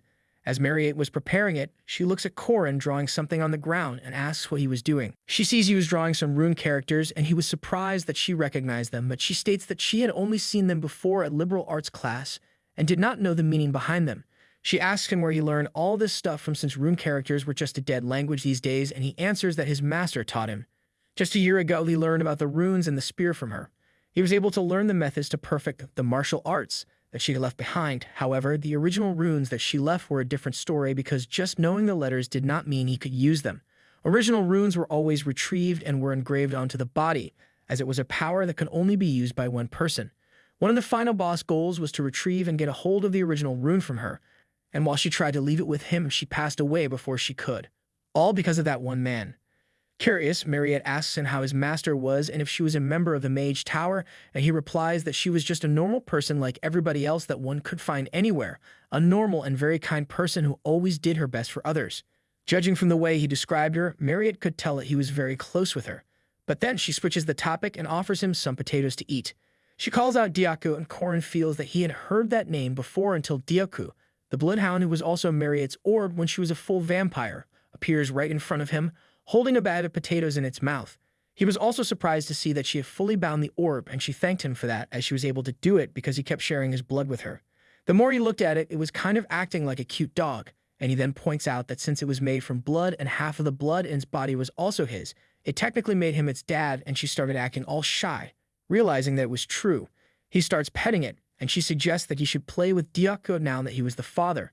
He just scoffs, saying that it was not a real dog, but then Diako drags him and starts playing with him just like a little pup. For a 1-year-old vampire-type dog, it was a bit too active. Later, the mandrake herbal decoction was completed, and he started drinking it. With just 1 cup, his mana recovery ability had greatly increased, and his max mana amount had also increased by 1,300, which put his stats on the same level as a named character. He tells the girls that they should drink some as well, as drinking it more than once wasn't going to have any effect anyway, and they seem surprised to hear that. Even though mandrakes were a very strong herb, their effects only applied once, so he planned to take the remainder of what was left after the two of them drank and give it to Lark or Yule to help them out a bit as well. The last thing that was left now was the white-silver mandrake, and he eats it directly by the root. As a result, he was finally able to create his aura core. An aura core was like a storage vessel for a knight's aura, and just to create one, they needed to train their aura to the extreme. But now, he already had one, and he could feel its effect in his body. On top of that, since his aura rank became a high rank, he could get more cores, and then he would be able to have double cores, which was quite rare. He informs Alicia and Mariette as well, and they were also shocked to hear that he obtained an aura core just like that from a silver mandrake. Alicia suggests that he should go ahead and take the gold one as well, but he tells her now was not the time and he would do that later. She also understood that it was better this way because having so many good herbs all at once wasn't good for a body either, and he agreed that that was true. His reason was a bit different. Meanwhile, in the academy, a teacher's meeting was going on, and their instructor Heyman, who was intrigued with Corin's abilities from the start, proposes that there was a need to remeasure his rank. The others question him why they needed to reassess a new first-year student like him, who, based on the data, was just a 5th rank. Since some of them had not seen his performance in midterms, Professor Firmek informs them that Corin directly faced off with Sword Master Lunia Arden for 3 straight minutes. The others were shocked to hear that, and one teacher argues that she must have gone easy on him, as there was no reason for Lunia to exert her full power in a children's midterm. But then Heyman asked the professors who saw their fight in person if any of them thought that Lunia went easy on him, and there was simply no one. Still, one teacher states that they could not just raise his rank just on the basis of midterms, and there were still doubts regarding his ability. So as long as there were no solid results according to the rules, they could not just acknowledge a promotion. Since that was the case, Heyman suggests they could leave the official rank assessment to the association, as he believed it would be enough to reassess on the condition of issuing an official guardian certificate. However, then they needed to deal with his academic schedule as well, and since Instructor Heyman was the one who brought this up, the other professors suggested he should take charge of this, and that was exactly what he wanted. They then move on to discuss the next topic, while Professor Firmek thinks to himself that based on Corin's stats, even a 5th rank seems excessive. However, there was no denying the fact that his duel with Lunia was truly remarkable. And then there was his spear technique, and no matter how he looked at it, he was certain that it was the same technique as that certain person that he knew.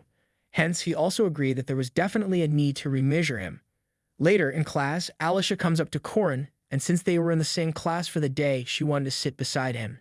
He did not have any problem with that, but he informs her that it was Jager's Spot who was standing right behind her, and she quickly apologizes to him. She was ready to give him the seat, but he simply jumps over to the next row and tells her that it was fine, which surprised her a bit, seeing that he was so gentle now.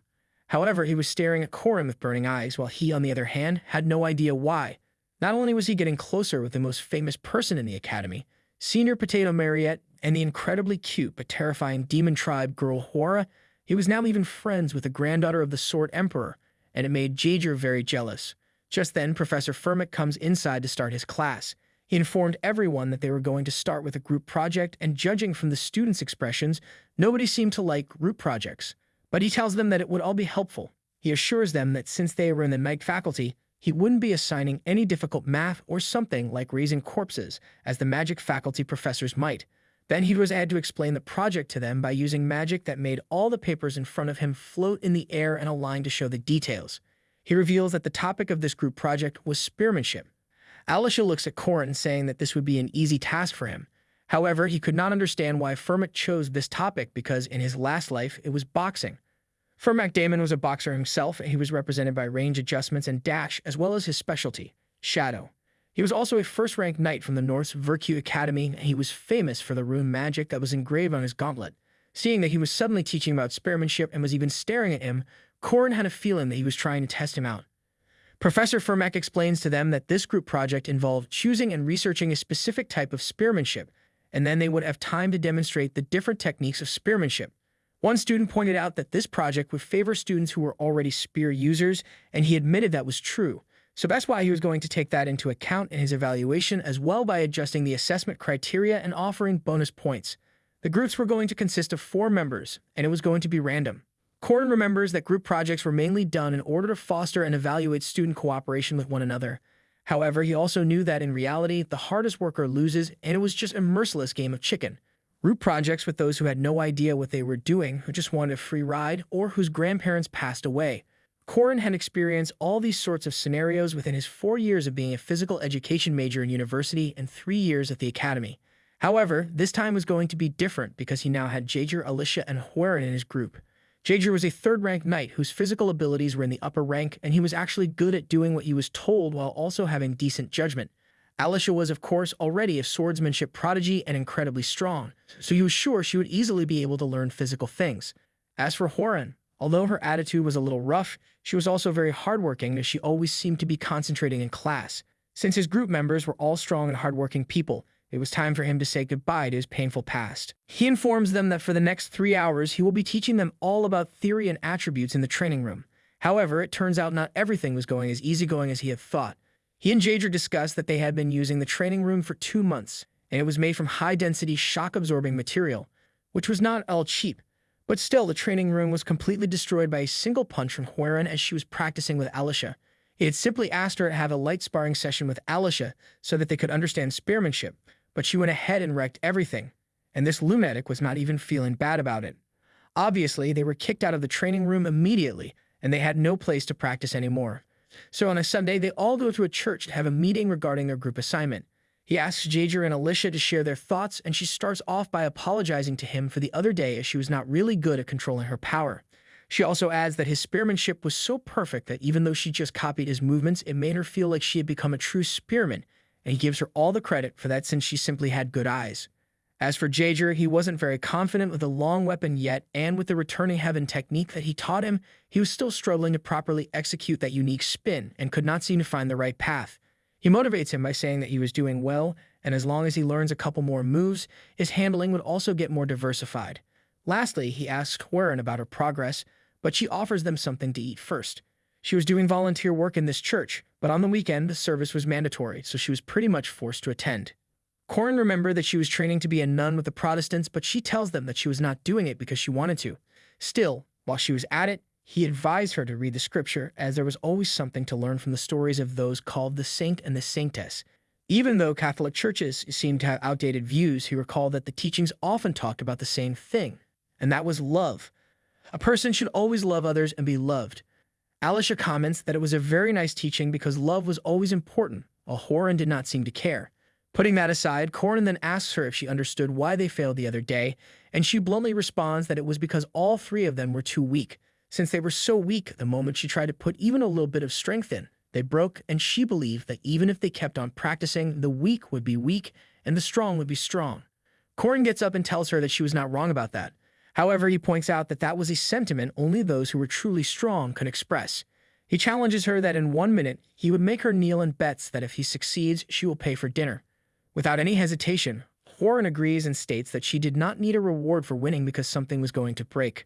The 2 of them head outside and prepare themselves to fight. Jaeger signals them to start, and Corin quickly charges in to land the first strike, using his highest-ranked techniques. He uses the Calamity Serpent intent, but Hwarin simply blocks it with her bare hands like it was nothing. He realizes that she was as good as she was known to be, so he keeps up the pressure by attacking her with his palm using Tiger Sweeping Wind. However, before he realizes it, she breaks the spear he was holding and prepares to strike him from above. He simply smiles since she was good at destroying things and then proceeds to dodge every single hit that she tries to land on him. He starts mocking her, which annoys her so much that she warns him to dodge this next attack. Right fist, if he did not want to die so young. He also understands that if he gets hit with that, it would put him in the hospital for at least a month, and according to her advice, he should dodge it. However, just for the sake of it, he uses his martial arts technique and tries to block it instead. Even though he was able to perfectly block it, you could still feel like all of his muscles were going to rupture, while she, on the other hand, was shocked to see that he actually blocked it instead of dodging. All of a sudden, He appears right behind her and kicks her in the back of the knee, making her kneel down. Jaeger and Alicia were stunned, wondering what had just happened and how he moved so quickly. Just like he said, he made her kneel in just 1 minute. She tells him she wants to go at it again, but he refuses and really rubs it, and then he already won, which only makes her more irritated. She keeps demanding one more round while he keeps refusing and mocks her, saying she must be really angry. Then cut to a few days later. Although it took him a bit, he was successfully able to apprehend his group members' revolt. So he decided to proceed and slowly teach them about spearmanship to prepare for the presentation. However, he receives a message from Horan saying that she was sick and could not join them. Of course, it was a lie, and since she wanted to play that way, as the group project troubleshooter, he decides to use his secret weapon. He goes straight to her house and presents her with a whole meal of fish. She was drooling from her mouth, and he tells her that if she eats this, it would mean she was not sick anymore and would have to participate. She gives in to the temptation and starts eating as she admits that she was not sick, which wasn't a surprise. He then asks her if she has any idea how long the chefs work to make one dish, and she answers that it shouldn't take even 30 minutes. But that's where she was wrong, as he tells her it takes 10 years. From finding good ingredients to dealing with those ingredients and then preparing everything. Apparently, it took most chefs around 10 years to show their cooking to the customers. She questions him about what he was trying to imply, and he shares that it took him nearly 3 years to get good enough at martial arts just to make her kneel once. Her favorite fish that she was eating and his martial arts were really similar in that respect, because from selecting the right ingredient to the posture that he takes before striking, it all started with very small details as he remembered his time training under his master. So with that said, he asks if they were good now, and she slams a notebook right in his face as her answer. Inside, there was the research that he had assigned to her for this group project, and seeing that she completed all of it, he praises her by patting her on the head while she simply tells him to get off. Alicia and Jaeger were diligently practicing spearmanship, and now, thanks to Horan, he did not need to worry about research. So he was left with plenty of time to prepare for the presentation. Time passed, and then finally, it was the first week of the group project presentations. The order of presentation was based on the number given to each group, and the ones ahead of Corin's group began to present. The leader of Group 1, Palis, introduces himself, and his topic was 5-star spearmanship. His group starts with a presentation, and while they do so, others also notice that they have prepared quite well. At the end of their presentation, Firmic praises Palis and then tells him he is going to try to get through their formation, leaving Palis confused. Firmac Damon, who was a graduate from Northern Guardian Academy and El Lus Kingdom's former first-rank knight, rings out his gauntlet and states that if their group could last even 10 seconds, he would give them full marks for this project. He tells them to block, but before they could even comprehend the whole situation, he tosses his notepad in the air, quickly closes in on them, and takes out all 4 of them in an instant. Jaeger was surprised seeing how fast he was, while Corin just stood there, thinking that he was really not holding back. He catches the notepad back before it even reached the floor and explains to them that it was good they chose group spearmanship. They lacked in practice, and since it wasn't all that terrible, he gave them a B-. Beaten up, Pele's group heads back, and it was time for Group 2's presentation.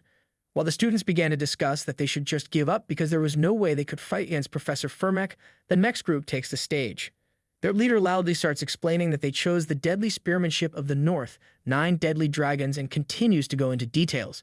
But before he could finish, Firmic once again takes out the entire group in a flash, telling them that not only was their technique uselessly elaborate, but they also hadn't even learned it properly.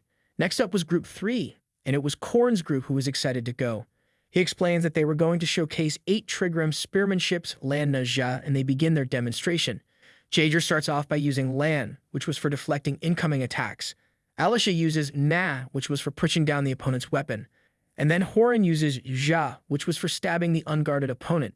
Corin was very proud of them as it was a clear pass, and was glad to see that Horan had also worked harder than he had expected. Firmek was also impressed seeing that they removed all redundancy, and although it was simple, the principles were excellent. However, for the next part of the presentation, he tells them that he only wanted Corin. It was going to be just the 2 of them, and he asks if he had any objections. Corin simply smiles and says that it was fine with him, while wondering if this was his plan from the beginning. Firmac starts off by yet again closing in on him with his lightning speed, and just as he was about to punch him with his right hand, Corin understood that, judging from the posture, normally in this situation, he should be blocking his right side. However, his body was not moving with his right foot as the axis, but with the left foot. And to top it all off, he already knew that Firmic was left-handed, so he quickly blocks him using the spear as he was about to punch him with his left hand, using the right one just as a bluff. Firmic was surprised and wondered how he knew.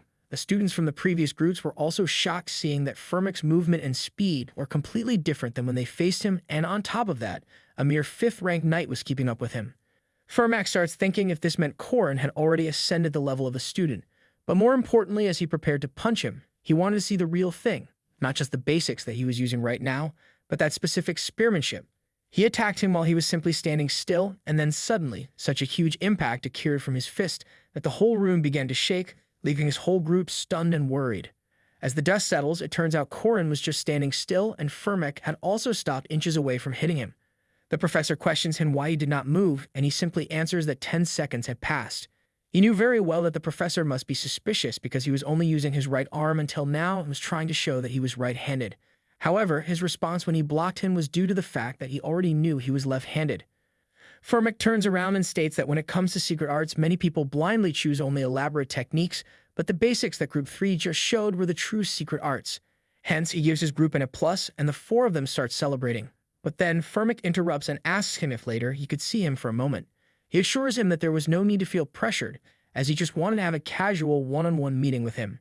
So later, Korin goes to his office and Furmak gets straight to the point, questioning him if he was really a 5th-ranked knight because it was very clear that his abilities did not align with those of a 5th-ranked knight, and he simply replies that he was pretty good. However, the real truth that only Korin knew was that he could not sense spirits and could only catch evil spirits under specific conditions.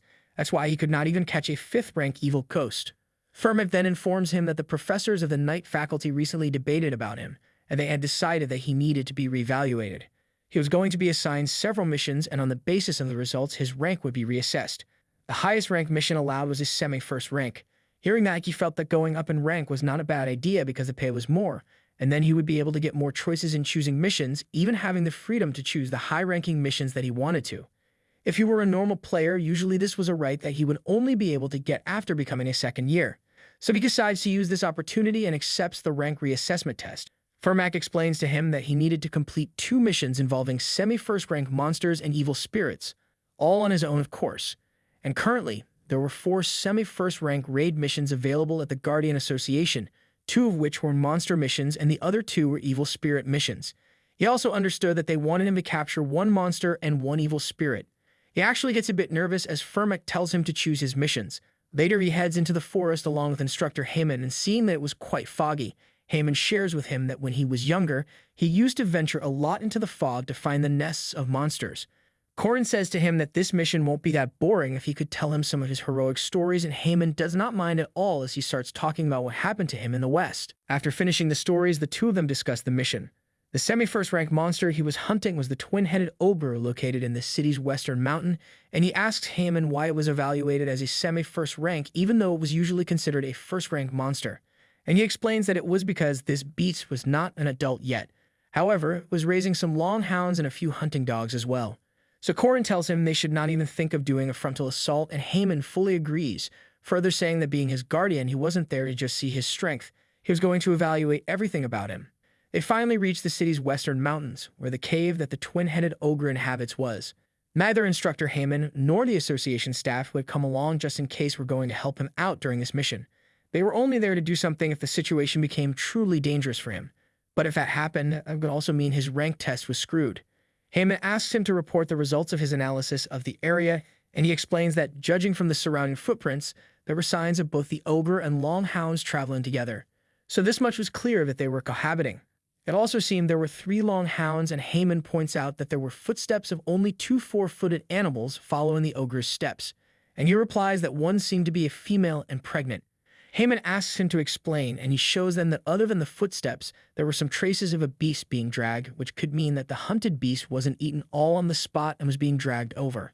However, neither ogres nor long hounds were known to have the concept of saving food, so they were clearly thinking of one of their own who could not move, and they were bringing it food. Heyman was amazed to hear all these details from him. Since he already seemed to know the situation, he asked Korin how he planned to hunt the semi-first rank monster, the not fully grown twin-headed ogre, and the 3rd-rank long hounds, to which he answered that he will separate the ogre from the hounds first, because they were beasts with the animal sense of dangerous things. So he planned to use the strong weapon that was given to humanity. Confused, Heyman asks him what it was, and he tells him that he was going to use his head. It was common knowledge that even as humans expanded their influence and navigated the world, there were always threats that lurked underneath. Demonic beings who opposed their position in this world, and the ruler of this forest that we were in was also one of them as well. Like a tyrant, the twin-headed ogre commanded the forest, which was a place where only a few humans dared to enter. To him, this whole forest was his kingdom. The two long hounds that were with him noticed the female of their group, who had given birth and could not easily move around, was all of a sudden nowhere to be seen. They quickly started their search, and seeing drag marks on the ground, they understood that an intruder had dragged out the female. As the ogre realized that the female and child were kidnapped, he unleashed the sheer fury of a beast and shouted so loud, the whole forest began to tremble. The long hounds followed the scent traces of the female, and as they got closer, they could smell the scent of the intruder as well. There was nothing that could stop them in the forest, and they finally tracked down the female, who was tied up in ropes. As one of them tries to save her, suddenly, a trap gets activated and a huge log comes right at them, slamming the two hounds straight into a tree, completely squishing them. As for the last hound, a bunch of logs comes falling down on him, and he starts to run just so that he could survive from this nightmare. He sees a safe spot without trees, and upon reaching there, he catches his breath, but then all of a sudden, a bunch of runes on the ground activates and results in a big explosion. As the forest caught fire, the ogre saw his loyal subordinates burn in front of him, and his furious howl rang through the entire forest. Another trap gets activated, and a bunch of logs come in his direction through the fire, but it was not enough to take down a beast like him and could not even touch him, as he truly was the ruler of this forest. However, what he did not know was that the hunt had just begun as Korin finally showed himself. The twin-headed ogre was also a natural hunter. His first head had good vision, and the second head had a good sense of smell, and that's why it wasn't hard for him to chase the long hounds. But as for the intruder, even though he was leaving his footprints everywhere, at the end of the first day, the ogre still could not find his prey after chasing those definitive traces. Even when he felt he was on the verge of catching him, he just could not. But then at night, while he was sleeping, he got ambushed with rocks that had runes on them. It was an attack that would have certainly finished him, but his second head was awake, and he was able to react to the hail raining down from the sky and counter it. The ogre was grazed by a few pieces of hail, and it was an attack that had no other meaning. But then the same thing kept happening, and whenever he was on the verge of falling asleep, he got attacked by those rocks.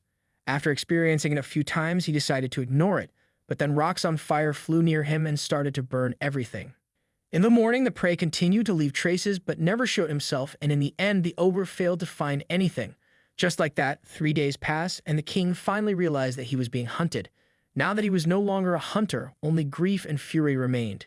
But just then, the source of his fury, Korin, finally showed himself, and he was as carefree as ever. With rage, the ogre charges at him, and he does the same by jumping up in the air. The ogre was ready to meet him with a 2-meter-long birch tree club and send him flying. However, Korin throws his spear right at him, completely destroying the entire right side of the ogre's body, and he follows it up by using the 8-trigram technique, Primordial Chaos Palm, and lands the final blow. The tyrant who once ruled the forest had met his end as a human's prey. Korin, on the other hand, was just yawning and thinking that even after filling his aura core, he could not get used to it. Putting that aside, now that the ogre was done with, he wondered if Mariette was okay, and we then cut to 3 days ago. He went to see Mariette, and he asked her how much she trusted him. Nervously, she answers that she trusted him very much. Stogie then asks her how far she was willing to go with him, which completely caught her off guard, making her shy, but she still answers she was ready to go until the end. He explains to her that he had a plan for which he needed her and gives her the details that Alicia was also going to be there. But she interrupts him, and with a serious tone, she wanted to know why Alicia was in it even though it was their plan. But he failed to understand what she meant by that. Even though she was a guardian and a special vampire, she was still a girl in her youth, and Korin's choice of words that could easily cause misunderstandings was enough to make her heart tremble, and that's exactly what happened. While taking a shower, she understood that the problem this time was bigger, and she also knew that he was always one step ahead, planning and reacting before anything happened. Whether it was when he saved her or helped Alicia, and for that, she was truly grateful. However, even though she still had a lot of questions, she once again decided to listen to the favor of her one-sided crush. It is then explained that there was a reason why mages wanted to become professors at the academy, and it wasn't just because of the great collection of books in the library. It was mainly because of the huge research building that was at the academy's west end and the best ingredients that were there, the ones which mages could only dream of, including some special monsters that could not be killed and could only be sealed. There was a female mage, Professor Dana, along with Professor Firmek, and as they stood in front of a huge wild boar trapped in magical chains, she asks him if he had read about the wild boar that ate the iron mine whole and the origins that were engraved deep in the mine along with it. He sticks to the point and confirms from her if this research of hers was based on the special entity's alpha characteristics, and she explains that she was writing a thesis on the influence of the special demon tribe over low-rank entities and also the unique alpha energy. So he asks her if all she needed from him was just to engrave a rune on this special monster, and that was exactly what she wanted, as she thanks him for helping since there were rarely any rune mages among mages nowadays. He simply comments that that's what happened with dead languages, and on top of that, they were hard to use in real battles as well, unless a person was a knight with lots of mana just like him. He proceeds to draw a rune when suddenly, Mariette arrives there and Dina jokes around saying that she had never expected a special vampire to volunteer for her experiment. But then she apologizes to her for calling her that, and Mariette assures her that it was fine since she wasn't exactly wrong. However, this sight was truly unique, as it was the meeting of the first act's final boss, Mariette Dumoulin, and the second act's boss, King of the Iron Mines, the encounter of two special monsters. Meanwhile, it was time for Corin to face the Haunted House mission. It was a simple mission that the player could choose during the second semester in the original game. However, to defeat the first-rank evil spirit possessing the house, they needed to navigate through attacks from different household items and then find the hidden magic circle that was in the basement and destroy it. The difficulty level of this mission far exceeded its apparent simplicity, and that's why it was the perfect challenge to prove that he was an expert player. Because of his confinement, he could not sense any spirits. However, this time, it was different. Just like how Sabantia Duke possessed Lark and how the spirit body in the training room possessed magic tools, this phenomenon was called the Geist phenomenon, and in this case, it possessed a home. This meant that there was a physical force that he could interact with, so he heads inside the haunted house. As if he had mugged the whole mission, he knew exactly what to do and when to do it. He began to destroy the whole house by first shattering the window, then dodging the glass pieces, then heading towards the door, and just like that, he turned the whole house upside down, destroying everything while Heyman and the others were just stunned, but at the same time were enjoying the show. After getting rid of all the furniture, all of the room magic that he had engraved along the way activated and burned down the entire house while he simply walked out in style. He even started posing like a hero, thinking that men don't turn back at scenes of explosions. On top of that, he cleared the entire mission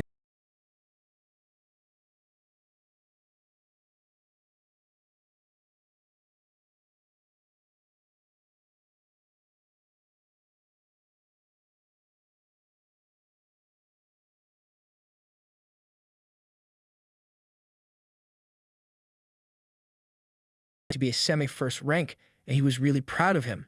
He offered him to have a meal with him in a nearby city called Sar. Hearing that they were heading to Sar, Corin asked him if it was a raw fish restaurant, thinking to himself that this was actually the reason he chose to do an evil spirit raid in this region, because Sar was a place where there was a certain thing that he wanted.